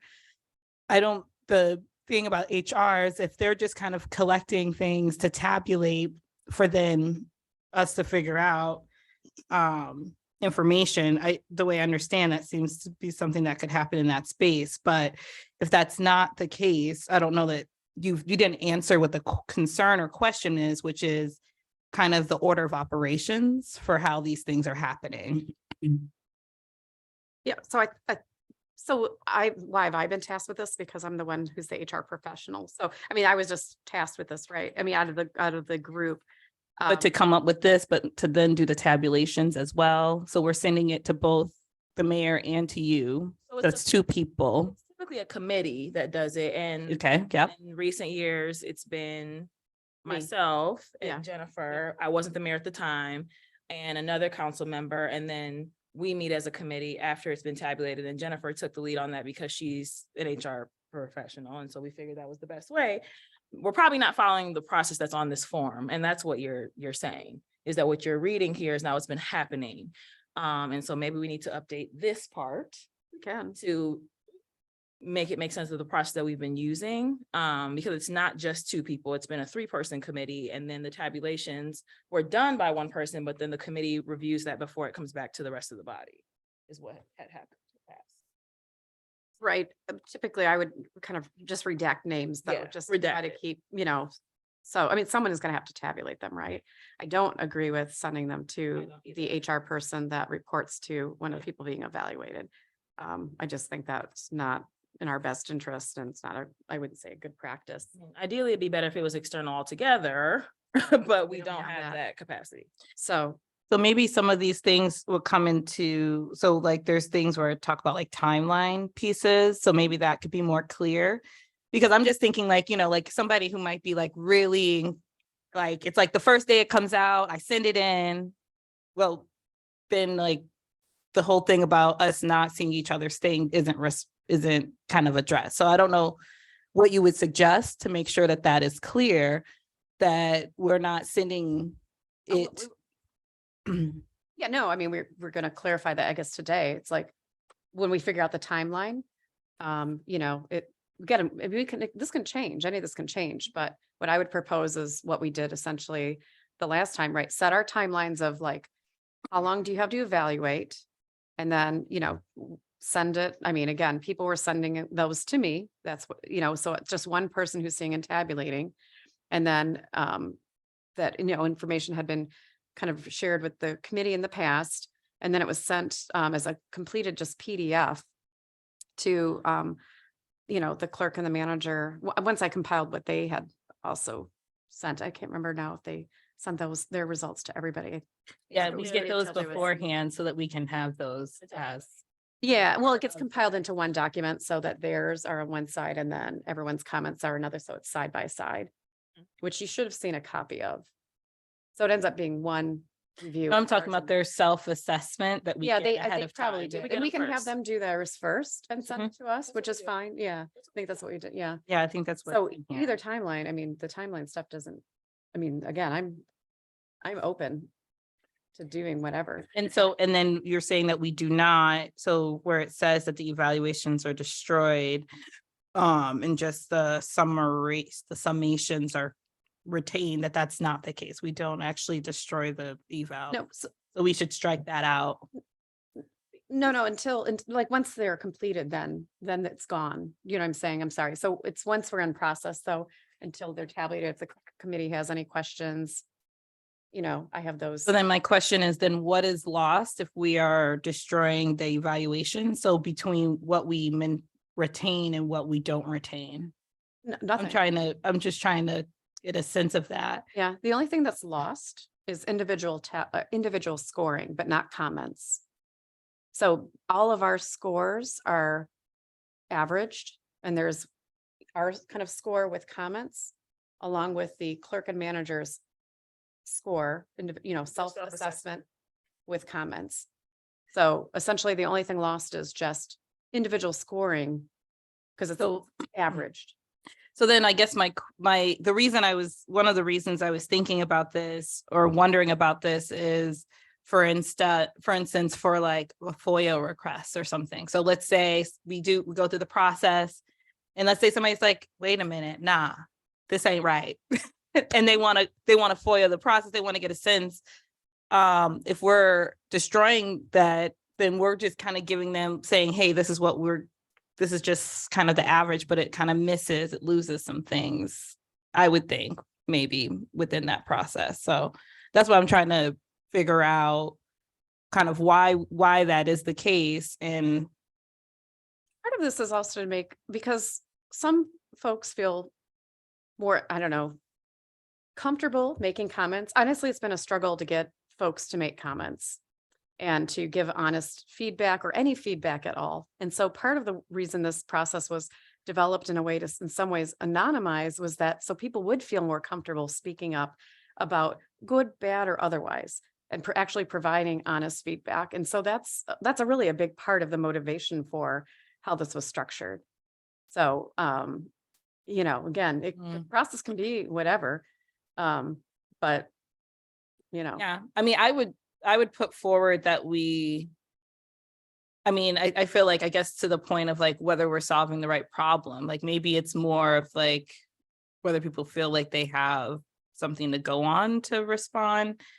But, you know, I think that evaluations are powerful when you actually know, like you can actually be, and especially if this is like about the relationship and helping people grow, like to me, like anonymous feedback is not as helpful. Like, I don't know why anonymizing it would make it more like helpful. But yeah, so that's why I was bringing that up, is just in terms of what things is lost in terms of if there was a desire for public engagement in this process. There's not a desire for public engagement, I think, and maybe in the sense you make, it's again, an evaluation of the people that report to us. We have 2 people, and that's not necessarily meant to be a public process. I mean, the manager and clerk have the option to actually doing this in closed session. Right. And right, we generally do. We've never done. Yeah, the discussion, Right. like the materials. So if people had a question about why we retain the city manager or the city clerk based on performance, right? Which has happened, right? Some of us have been part of these things where there was questions about a city manager and whether they were fulfilling the roles of their position, right? And I see a performance as being a part of where that kind of conversation would happen. And so if so this is where I'm coming from, because I recognize that was something that has happened in the city. So I'm just trying to figure out how we make sure that we retain that. So I think the thing, to respond to that part, is that it was FOIA, right? The tabulation summary. And we are a body, and so they receive the body's summary and not each individual person's personal opinion and thoughts. It had everything in terms of individual comments that folks gave, but the scores were just averaged. So in essence, the only thing that's being lost is the name of who did each particular comment, but all of the information is still there. So I guess. And you're certainly welcome to say, put my name by my comment. I mean, I guess if that's, but I'm hoping, my hope is, right, that people do provide feedback and this is it's supposed to be a process, right? Kind of a robust process with us and the manager and the clerk but not everyone has different comfort levels. I think also the averaging gives I don't want to say general sense, but it helps from the appearance of, certain people who may have certain strong feelings. We're getting what is the overall sense, again, of the body, as you were saying. I don't know. It's how I'm looking. And then the evaluations, they've been electronic for the past year. So they're not destroyed, the individual ones? Because, well, I Just delete them? Yeah, okay. But everybody has theirs that they sent. Well, everyone has, in theory. In theory, right? So if it were to be FOIA'd, if we were all FOIA'd, that would be FOIA'able, because we would all have what we submitted. And if somebody were to FOIA our emails, let's say, we sent them to either the mayor or to Jennifer. And so that is still able to be received. If somebody wanted to see that, you can still get it. Honestly, FOIA, free reign. So they would still be able to get it. And I think there was also just a question about the word professionalism, and certainly if we can change that, phrasing or wording or whatever. I don't know if you had a suggestion, or Mayor, did you have any thoughts on that? Yeah, I also don't like that terminology either. Yeah. I didn't really look at it because I just am kind of stewing around. I just heard the feedback, but I know in my own programs that I supervise, depending on the role, because I supervise different people, I use appropriateness versus, for the role, not professionalism, because I think that's definitely cloaked in white supremacy. So I don't know what the word should be, because I didn't think that through. I just heard it, but in terms of this, did you have a suggestion? Just be leaving. I think I was going to ask about, well, what is it that's supposed to be termed for? And it's in a couple of different places, and some of the places, what's underneath, I feel like describes what it is that it's trying to say anyway. So, I could kind of go back and make some different considerations, but I also was wondering, because maybe it's just being clear about what it is that we're trying to identify within that. I'm happy to look at it and make some suggestions, but I did not come with any today. But today we were supposed to need come them with because them, we're right? so- 'Cause we don't want to belabor it, but I don't know what the answer is. I don't know what anyone else has thoughts too. Do you have thoughts as the professional, right? I did, it's not that I didn't come with a lot of things today, council member, right? So, so if you have any thoughts, then I'm happy for that. I'm happy to go back and look at it and send some more ideas about that terminology, but I don't have any new terminology to share at 10:18 right now, so. Yeah, I mean, my thought is just, you can put leadership and get rid of the word professionalism. Or which, There's I just mean, the category change, the title of the section. Well, that's where It's in some. well, no, it's some like, it's other in places intergovernmental too. relationships, It's it's in within other, other it's in places. other Okay. spaces, so I mean, it would. It doesn't necessarily mean the same thing in each of those take one of places. them. correct, right? It's an imprecise term. Um, So I'm happy to go through if, you know, as we're at this time and people don't want to discuss it, so. I don't know if anybody said not discussing I it. mean, it's just, we talked about in the last meeting that and so, but that's fine. We'll just move this on to the next meeting and keep pushing it forward or keep pushing it back, which fine. So the point of this was not to do that. I don't know if the one word has to do that, but anyway, let's keep going. There's other comments I know I had, so. Pretty much, I think you had questions about just the dates and the timeline and there was a question about why on the clerks, why there's a section about management of staff, and the clerk has traditionally had staff. Currently, he has one, but you've had, it's ranged, I think, from 1 to maybe 3 or 2. Yeah, so. You have 2 right there's now, the right? staff. Yeah. Well, you say you had 2 now? I thought you had 1. One is half treasury, Yeah. one is half, they're a generalist, but it comes completely out of my budget, so I. Yeah, so my question is just like in terms of, is this a major role and function that is, or are there other things that we would want to look at besides like if a person was just managing 1 or now 2 people? So that's why I was asking about that section as being kind of a primary thing for evaluation. I think it's a function of the role. Whether it's 1 or 10, it's something that is a part of the job. So I feel like it fits personally. Oh, yeah, I do too. But, Mhm. and we certainly consider other tools. I mean.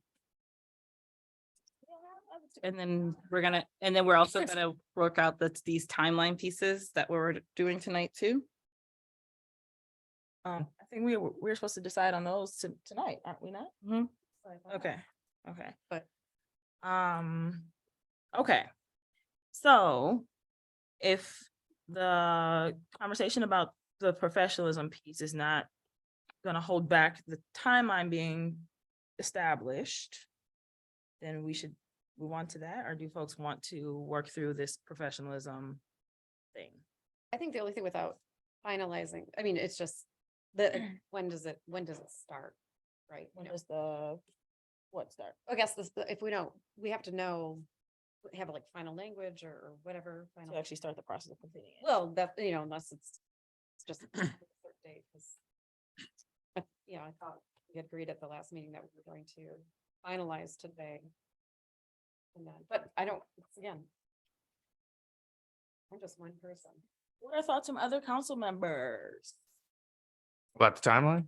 about any of this? Like, are we, so we plan to have a timeline in place, but there are still, there's a discrepancy in terms of terminology in the review. And in order to complete the review, we need to have the concrete terminology. So, It's a week, right? Next meeting's next week? yeah. Can we have that figured out by then? Hey, I hope so. Are everybody fine? Yes, I invite everybody's creativity around these things, and I'm happy to also come with something at the next meeting. And I also think that we could probably talk about some of these timeline pieces still now, even without having that figured out. I agree. Can I make a comment before we get to the timeline? Sure thing. I appreciate your comment on the destruction of the documents and the tabulation and who does it. I realize that this is a really precarious thing because the only other obvious person would be HR, and that conflict has been noted. And while Jennifer, I trust you implicitly with this process, there is a possibility that someone else sitting in that seat would have a different take on it. And that is a potential conflict there. On the face of it, there's the conflict of having somebody that's part of this body doing tabulation, destroying the documents in terms of where I sit on a professional level is I don't destroy documents. You have to have the original documents, you have to have any tabulation with that. So I'm kind of against that on a policy in my professional life. So I agree, there's an issue with that and we need to come to some resolution with it. I don't think we're gonna do it this round, but I think we need to figure out a way. What I will say is this process has changed with councils. So this is not the Right, process right. that I utilized when I first got on council at all. And I think that like many things that we do as a group, it can change with who is sitting up here. Sure. And so maybe the next council won't do this. I'm gonna make a proposal. I actually don't need to do this. Someone else can do this. I've done this now the last few years. Well, right, but it's not you specifically, it's any person. I respect that. I totally understand that. And so I think I'm going to like, let my, like, by all means, someone else can do this. If I could just say, I think for us as new council members, we did not know the process. And part of us doing the process, we would like to understand it. Oh, yeah. And so I think that's all it was. That makes total sense. to me. Like I said, it's changed since I've been here. So, I mean, yes, it's different when you're new and you don't know what's been done and you don't know why it's being done. Of course, I think that that's important, the education around like, why is it like this? What are we doing this for? What does this mean? This is our third meeting talking about this and answering some of the same questions. So that's, I think, part of my frustration. But again, anyone, by all means, it doesn't have to be this process. And so I'm Listen, welcoming anyone else to participate. I have no problem doing it the way that it's laid out on this here sheet. So that means that I do this. I still think it doesn't answer Mayor Pro Tem's question around having anybody, any of the 7 people sitting up here being the tabulator. I think that's what you were getting at, correct? Right, it's. But my question is, when we ask these type of questions, what is the solution? Because we don't have one. And so sometimes asking those questions when we don't have a solution, I don't understand. Because if we don't have one, saying it to say it is great. I think we all agree that that is not the best way. Let's move. So we don't have another option. I understand your frustration. I respect everybody's feelings, entitled. I have no problem doing this part, knowing that this is not ideal. But we also need to do it. I am sitting in a space of iterations of council, not doing this on time, not doing this in a way that's respectful to our staff. And I want this to get done on time. That is the number one thing that I care about this year, is for them to be able to get feedback from us in a timely fashion, and for us not to belabor and nitpick like little things that we can figure out for next year. Let's start early after this and have a new process for next year. I'm totally fine with that. But if it's just small things that won't make or break this go round, I would love for us to try to move this forward so that we can actually do it and show some respect to our employees who have had to wait. Like, it's just inappropriate. And I've said that in many meetings that we've had about this, how long we've taken doing this. And this, to me, is going to prolong this start that we had real optimism around doing this on time. So if we feel really strongly about this, we can wait until the next meeting, come back with the terminology around the professionalism piece. I have no problem taking back what it says in the forms and process. I will not eliminate, destroy, or anything. We can strike that right now and we can update that in the next meeting. And we will keep all of those items. I don't feel that they will be sent out to everyone, the tabulation, but I think it should be retained, but not shared, everyone's individual responses to everyone on council. No. And we can move forward. Do folks feel okay with that? And I'll just say, A quick question. Okay, give me one. oh, I just wanted to say to Steve's point too, that, we've all taken an oath to serve this city. And to me, this is part of that. And doing this with integrity and, which also includes confidentiality. And again, just serving a role of integrity. So it's like, I don't know. I'm sorry. Go ahead. Councilmember D. Simmons. Another quick question I have before we jump into timeline, is are there any things that are within these reviews that would be like new expectations? So, because it sounds like there's been different iterations of what these look like, et cetera, et cetera. So I'm just trying to make sure or understand if there's things that are within these different categories that are different from what has been put forward as expectations before for the two roles. No, process has changed, but, and you both can respond to this, city manager, city clerk. To my recollection, the expectations are not different. The process that council has used has changed. But majority of these are fundamentally the same with small changes, kind of like what we talked about here, wording, like take this out. The add this. category, because I will say, like, it's, you know, as we talked about how we've had this conversation, I'd asked a question about the categories before and was told that these categories, that it was different. And so what I'm hearing now is actually that it's not. And so No, the city clerk and the city manager have had some like differences in category, but not necessarily like the overarching tool of the questions itself. Okay. Unless, again, you both can correct me if I'm wrong, but to my recollection, in my tenure here, which is not that long, in comparison to how long both of them have been here, those are not vastly different, no. Okay. Councilmember Sweet.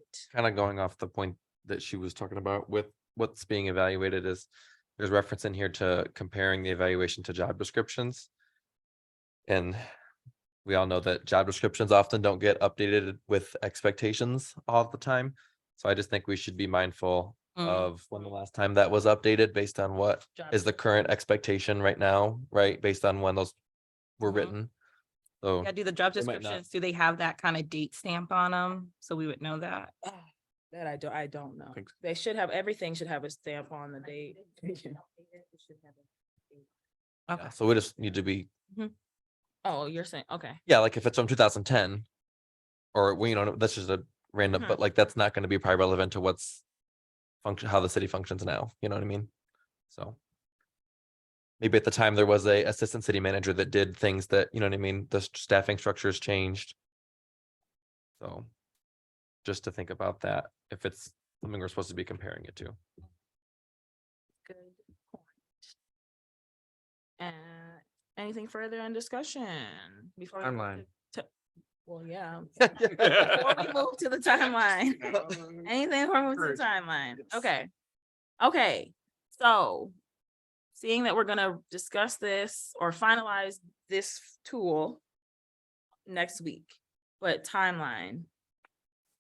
So I have to look back to you though, because you had a potential timeline I thought worked out. Oh, I mean, it was, So that we can, I just want to jump an off point, please. I mean, I personally thought, you know, would it be reasonable for folks to do this in 2 weeks to complete their portion?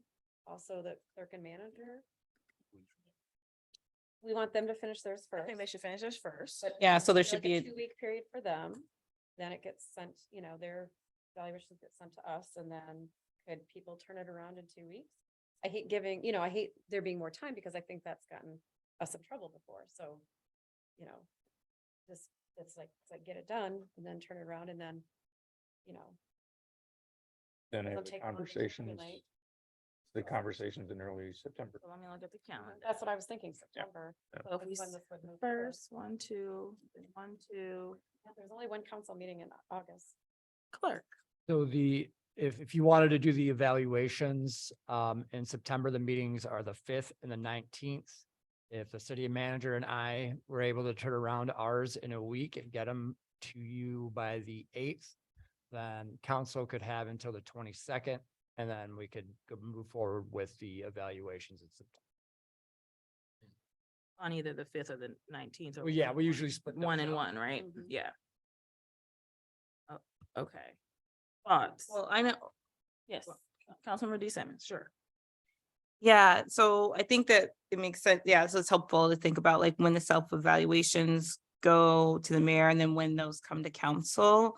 And then, yeah, the amount of time. So, you know, I think whatever everybody else wants to do will determine, I think, the depth of comments and things. So I know for me, like, if we're, depending on how it lands, if we're getting them, I would probably need more than just 2 weeks, because like getting them, then being able to have time to like digest the self-evaluations, and then also to then put forward my evaluations, going through notes and everything else to give, substantive comments. I know I personally would need more than 2 weeks for that kind of turnaround, but if it's only 2 weeks, then, I'll just say like that will just impact the depth of what I'll be able to pull together in that amount of time. So that's just what I would offer for that. And then being able to have a timeline for when we actually come back to have the conversation. I will say, I'm so No, go sorry. ahead, go ahead. I mean, we have essentially, I'm just saying a draft, so it's not like, folks could be doing some of that pre-work now. But I would like to have their self-evaluation first. Like, I want that to actually help, because some of the things that we're being asked for would actually, it would be really helpful to actually see how they talk about some of these different things, their relationship with the public, their relationship with staff. I actually will take a lot of credence from what they put in their self-evaluation. Okay. So if we finalized it on the 1st and they got theirs to us on the 8th, this is not etched in stone. And if we plan to meet with each person respectively on the 5th and then the 19th, I would need time to tabulate. Just kick it to the 19th and one evaluation and then the 3rd of October.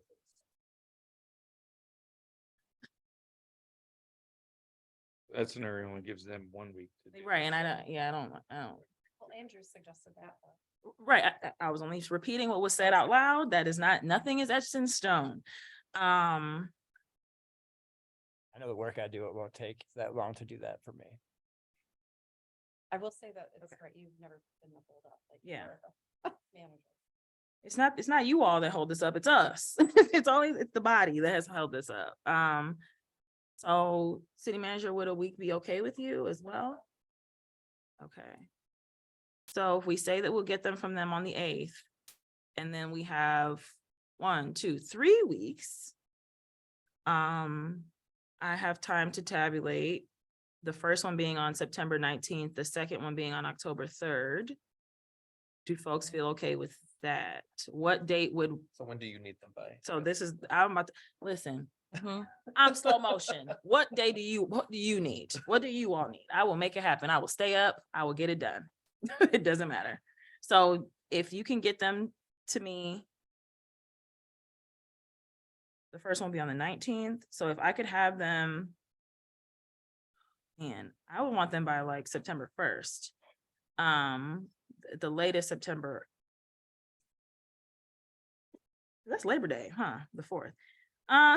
So when we get them from them on the 8th, would that just turn around, or would they just send it to all of us, or does it go? So they send it to all of us. They just send it to us. So that, okay, I'm just, it said it goes to the mayor, so that's why I was like, okay, so they'll just send it directly to the full body Yeah, when they they're send done. their evaluation, their self-evaluation to all of us. Your individual evaluations come directly to me. Yeah. And then I will tabulate and then send out because we have to give enough time for you to look at the tabulated form before, and for them to see it as well.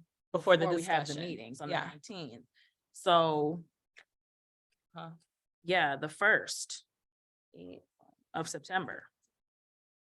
So then you would want, Everybody's by the 1st of September, okay, so that I can tabulate, review it, 'cause I'm not a mathematician, and then get it out to them to see it as well as to you all. September 1st. And then we would be looking to Our first- have the conversations. One on the 19th, one on October 3rd.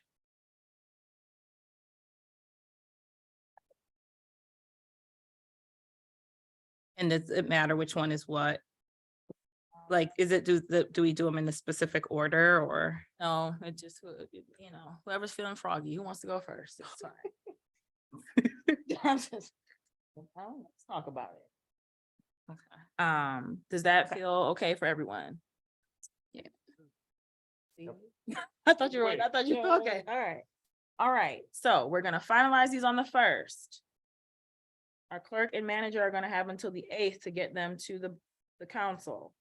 You all will have till the 1st, including myself, to complete them.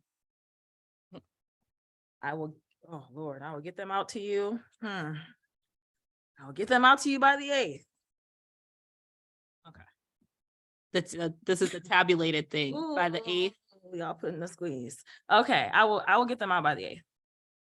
You're talking about the The tabulation. full tabulated, average redacted form. And then we will plan to review the first one on the 19th. So everybody has a week, get some change to digest, so get your questions together if you have any, and be ready for our meeting. So let me write that date down. Told myself 298. Okay, all right. All minds clear, our hearts, open, we're good? Okie dokie karaoke, is this discussion closed? All right, wonderful. Thank you, everybody. Liaison reports, police advisory. Well, have a meeting. My name is Roland Tucson, the liaison for YPAC. We are having a meeting here on Thursday, and I encourage everyone that is in attendance physically and virtually, if you would like to come to the YPAC meeting, please come on down. We'd love to see you. All right, unfortunately, I'm sorry, HR still no no update. And guess what? We have to come up with something, folks. All right. Arts Commission, Arts Commission. Arts Commission met a couple weeks ago.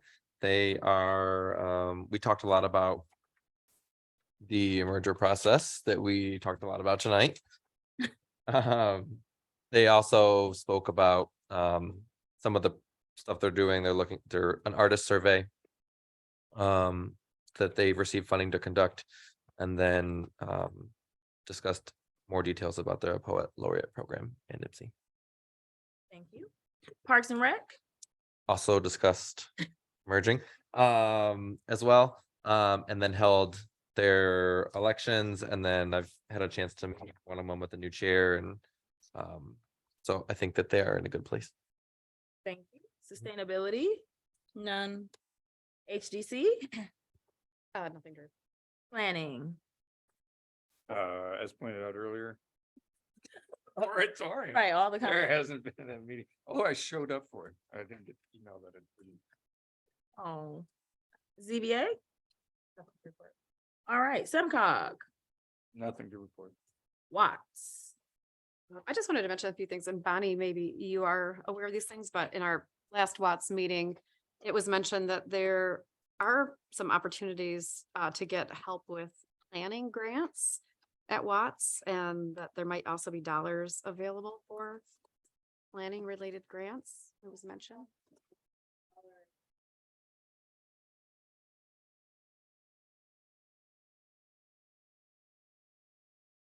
That's why I call you the Oracle of Ypsilanti, because you just know it all. You know everything. The Oracle of Ypsilanti. Yes, that is. That's a nice name. It is. It's got a ring to it. All right, that's all I got. Wonderful. Oracle. I know. Urban County, that's me. I did not attend this month's meeting. I actually don't know who did.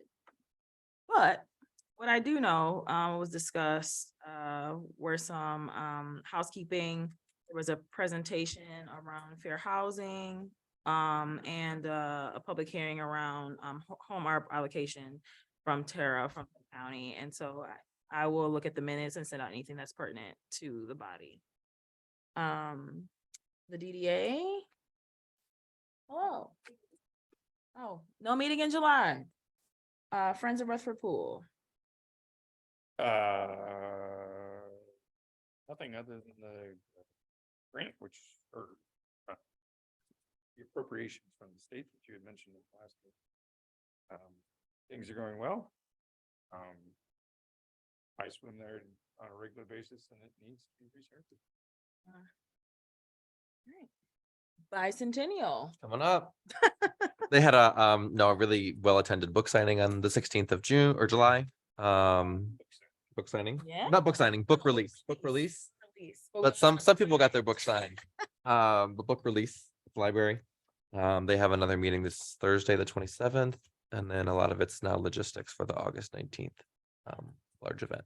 So Guess I can say this now. Mayor Goodman was there and he talked about his chapter book and all of the experiences that he had as mayor during that time in 1973. It was really interesting because there were like a lot of similarities actually to his experiences to what we see happening in the community now, despite the fact that it's 50 years later. So very cool. Get the book, read his chapter. Very interesting. All right, council proposed business. You. Ah, all right.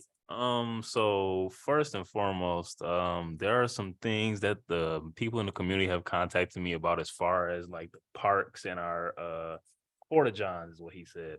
And also about the speed bumps or whatever, but I'll email you. Also, I would like to once again bring to everyone's attention that on August the 12th at Ford Lake Park from 11:30 to about 8:30 at night, we'll be holding an Ipsy stand up field day event. Who do I mean by we? My business partner Mike Tubbs and myself will be holding this Ipsy stand up field day event where it'll be filled with games, music, and fun for the whole family from the youngest to the eldest. So I hope to see you all there on August the 12th from 11:30 to around 8 p.m. Thank you. That's all I have. Hey, thank you. Councilmember Sweet. oh Sorry, yeah, I wasn't expecting that. Every time. I'll just give a quick update and say we had our first CBO meeting for the Avalon site last Thursday. Our next one will be in the beginning of August. And then there'll likely be some things coming forward to this group to potentially extend the timeline, just an FYI on that. The other thing is that pretty quickly here within the past 2 weeks of us, my neighbor letting me know that DPS was able to install a little library that my neighbor had built and assembled in the Charles Street tot lot. So that's up and already packed full. So that was a very quick and nice turnaround on that. Thank you.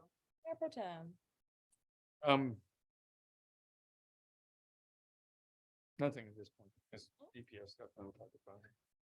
Okay. Councilmember D Simmons. Yes, so my first one is actually, I know I had sent a question out to each member on council around the city's response to the tent encampment that's near the Growing Hope Incubator Kitchen. And I didn't actually get an update about that. And I think both the mayor and the mayor pro tem were going to look into that. So I'm not sure about what information you all found out about that. So I'm interested in that. And also thinking about, in general, the city's response to these kinds of issues. You want to respond now before you're done? Yes. So I did reach out to our chief. I also went over to Growing Hope myself a few days later to talk with folks about what is happening over there. What I would rather do is not to put you on the spot, Chief Moore, but have you talk about what we discussed in terms of training and a holistic approach to how we plan to work with our partners and the nonprofits in the area to meet and discuss what to do going forward. Good evening. Welcome, 1047.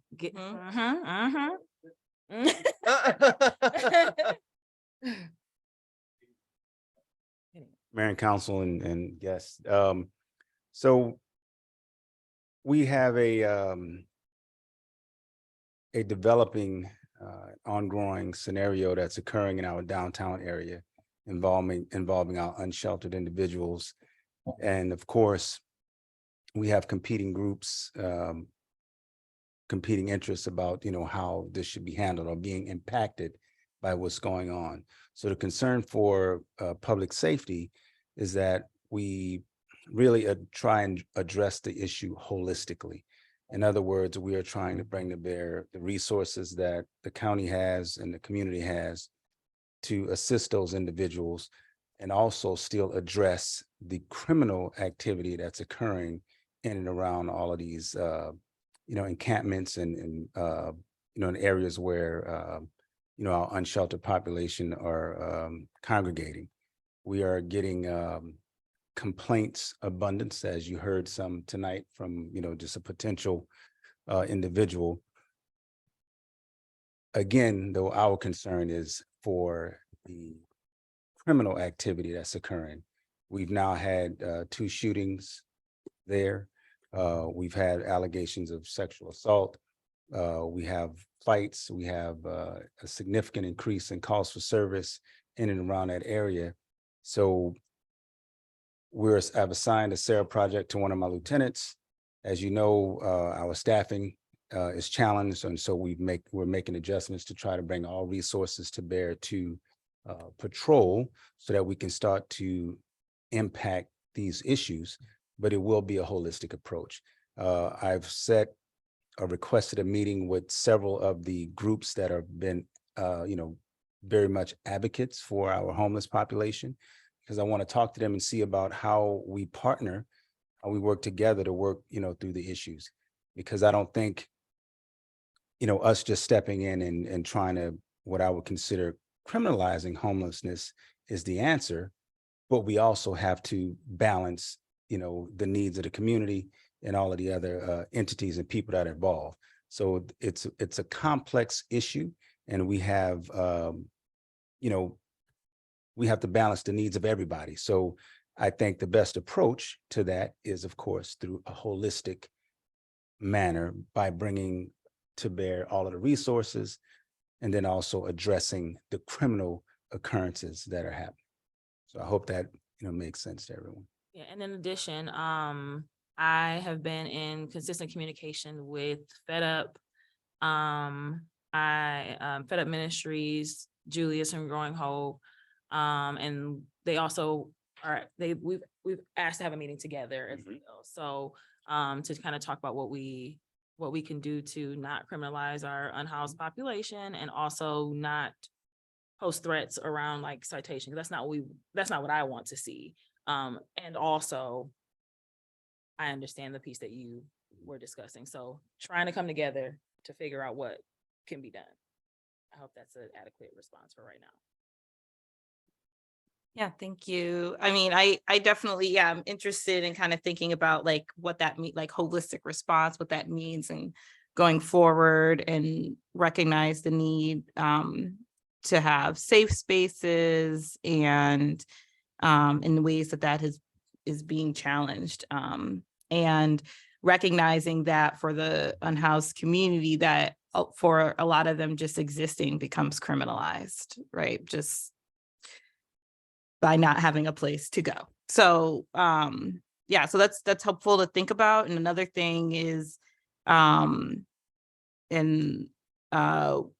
for us as council, in terms of thinking about ways to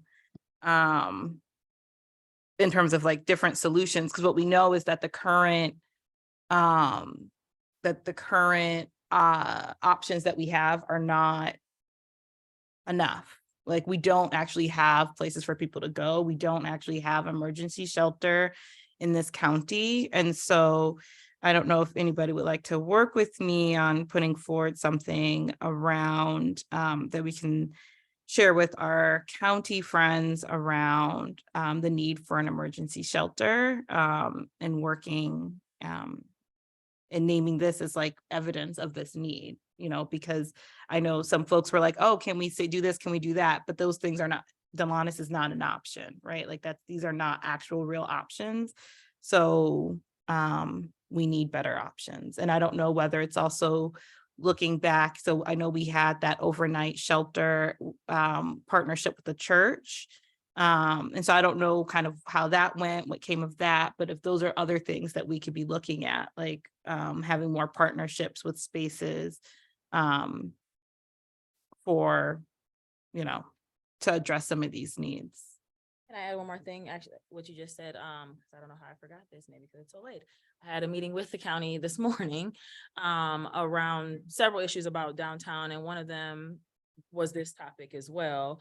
And, so a couple things were named in terms of, what's happening down here from their perspective, and I tend to agree with some of it, that some of the things that the police are interfacing with are actually not always from unhoused folks, let's be clear. And so some of like the loitering or some of the more criminal activity has been identified as folks who are not actually in the unhoused population. And so figuring out ways to also combat that. One of the things that the county administrator and his team have been charged to look into for the city is portable, the bathrooms, not like porta potties, but nicer, sturdier iterations of it. There was an example, I think, out of Portland that we used today, as well as potentially the showers. And so they are working on that, and we have a follow-up meeting on that to discuss. There's nothing etched in stone. Again, this is the start of a discussion to see how they can support the city in that way, to help offset the fact that there are folks who don't have facilities to use when they have to use the restroom, and that is causing some of the things that we are getting calls at from dispatch about people like defecating, urinating, this, that, and the third outside. So I am totally in support of trying to figure out what to do about shelter. And also there are some other things happening that I think some of our unhoused folks are being blamed for. That is not the situation. And so trying to also work towards that too. That's great. And I think one of the things too, for those portable bathrooms or whatever, would be safe needle We talked about that too, disposal ball. We talked about that as well. Yeah, perfect. So great. And then the other question, so is Oh my God. We gotta extend the meeting. I move to extend the meeting to 12:30. Oh, No? 11:15. How about 11:15? Yes, I said 12:30. I'm so sorry, y'all. 12:30. I'm sleepy. I'm moved to extend the meeting to about what, 11:15, 11:20? 11:15. 11:15. Your support. All right. All in favor of 11:15. All right. I'm Aye. not gonna ask who's opposed because we know. Go ahead and finish. So the other thing is, and this is just a reminder, because I was like, I feel like this is about the time for the youth mini grants. I thought that, was this the time that those, because I know there was a change in process, and then it's supposed to be, there's a certain amount of time, and then we're supposed to review within a certain amount of time. Correct. The application is live online now, so people can. It has a deadline. I have shared it with some folks too, since the new fiscal year started. Okay, so I could look at that to see what the deadline is, because then that will give us a sense of when we'll be Like the drop looking at data, them. we would have them all. Okay. And then I did have some folks, I had somebody ask me, was talking about the Porta John in Riverside, that it's overflowing with refuse and other things.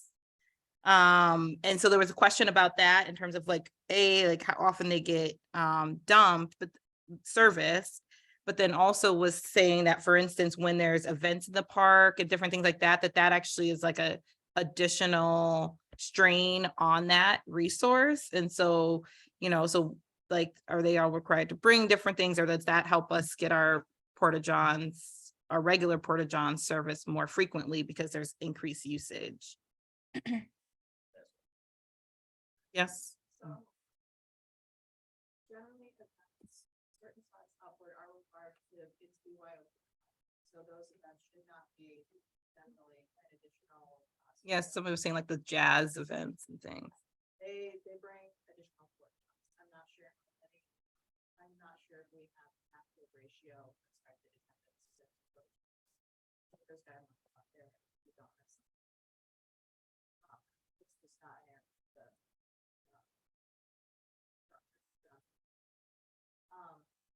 We double checked with Parkway, our vendor, actually earlier this week, whether it was being serviced weekly or bi-weekly, bi-weekly in the sense of twice a week. It was only being serviced weekly. Starting next week, it will be twice. So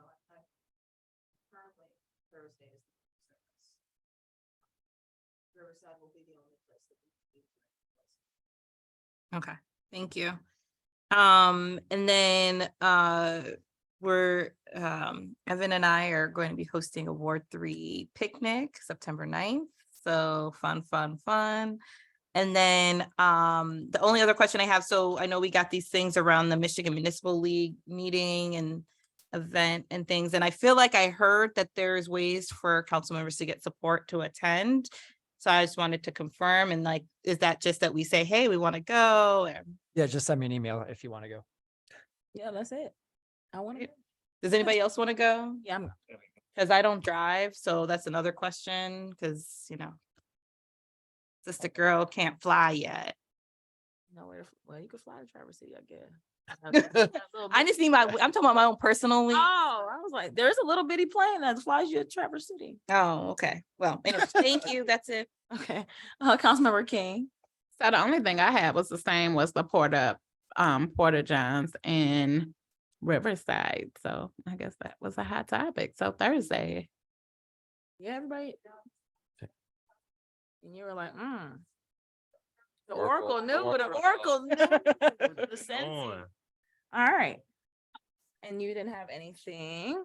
Boy, oh boy. I don't know. I don't said a lot of stuff today. I feel like you all know where I'm at.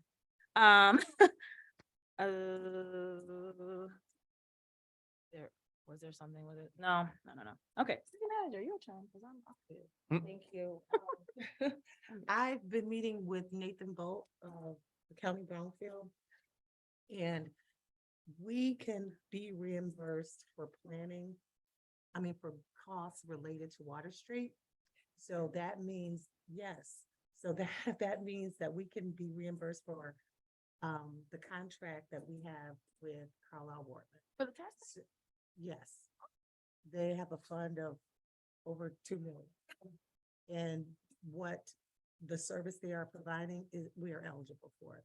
So we've sat down and come up with a contract that I'm going to forward to Mr. Barr, and it will be on the agenda next week so that you can see it and approve it. And I believe that those funds may be able, to be transferred to the contract that we're looking at now. If we decide to go with option 1, a la carte, or we decide to go, I'm just leery about the 1-year contract. But I think, whatever we decide, I just want you to know that those costs that we can be reimbursed for those that we are expending because of the Water Street contract we have with them. So there are 3 of those funds. Very interesting. Question. Is Katie going to take Joe's spot on the Brownfield, County Brownfield? Yes. Good news. Yeah, so I know funding is an issue, and I was happy to learn that there's money to. Yeah, because I was gonna be wondering, like, how do we know how much we're spending? Yeah. Well, we're gonna give some scenarios, and hopefully, we can get from them what we need. The expertise that we need. I don't think we need a year. But, zoning hasn't been meeting. They meet only upon applications. We haven't had flux of those. Planning Commission hasn't been meeting, but they may meet. But the good thing about it is that even in option 1, they're able to talk to staff, so someone can attend, and get the knowledge that they need. So hopefully at the next meeting, we can craft out something that works in our numbers. So we'll try to get some numbers to you, and also to let you know how much we've spent so far on the other contracts, so we know we can be reimbursed for thus far. That was what I meant by how much we're spending, like on the other contract, because we want to be able to have something there to do the next step. Perfect, wonderful. That's all That's good news. Thank you. Communications. The Michigan Municipal League's annual convention is coming up in September, I believe. Like October. What? Right, Is it October? I don't know. To the 20th. Oh, it's in October, guys. All right. Flyers in the packet. Folks want to attend, like Andrew said, you let them know. Sign me up, Andrew. So, yeah, me too. I think I already said that. All right. This is our second opportunity for public comment. Would anyone in the audience like to address council? Feel free to approach the podium. If not, I will move to the Zoom room. Oh, not chomping at the bit, eh? All right. Anybody on Zoom? Yes, Lynette has their hand raised. I'll allow them to speak now. Good evening. All right, you may address council. You have 3 minutes. Oh, okay, I don't really want 3 minutes. Well, who knows? But anyway, thank you. So I was there earlier and I was speaking about the marijuana and the lack of treatment centers, more marijuana dispensaries and treatment centers to get people help for when they do get off the marijuana or want to get off of it. And I was wondering, did the ordinance get passed already to have more marijuana? Because I was just totally new to this. I'm not sure. Did it get passed? Was I there just talking or what? And how do I get answers to this? Do y'all answer it later or do I call somebody? How does this work? And that's just what I want to know, you know. Did it get passed already? Depends on And first reading. if it did, I'm like, how come, like, I didn't know, I'm in the community on the south side. I didn't even know it was going to be a vote if that's the case. So I guess that's 3 questions. Did it get passed? If it got passed, how come there were no papers telling us that it was going to be voted on? And I'm really lost to this language, 480 and 1403. So that's probably why I didn't know. So anyway, those are my questions. When do I get answers and who do I see? I'd be happy to talk to you. Who is that? Council member Wilcox. So I come talk to you. Mayor Pro Tem Wilcoxen. And also the ordinance passed on first reading, so it will come back to council again for a second reading before it's finalized on August 1st. All of these ordinance changes are noticed. How many days prior? 7, at minimum 7 days prior to it coming to council. Where is it noticed at? I mean, how do I know about them? On our website, the Washtenaw Legal News. No, not Washtenaw Legal News. Oh, the website and on social media.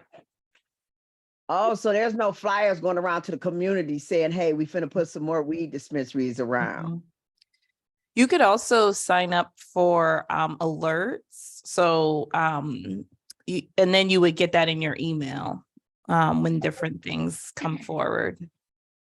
Okay, so for lack of time, so I can let y'all go too, and my time probably up. Who do I call about this? Because I got more questions. So who I Steve talk to? Wilcoxen. Steve Wilcoxen. I'll give you my number right now. Okay, I'm ready. It's on the website as well. So it's 734-657-1796. Okay, and that's Steve, you said? Yep. Okay, thank you. Y'all have a good Thank day. you. Thank you so much. Night, rather. Yes. All right. Anybody else online? Going once, going twice. All right. Seeing none. Thank you all. Have a good night. The meeting is adjourned. Woo. Andrew,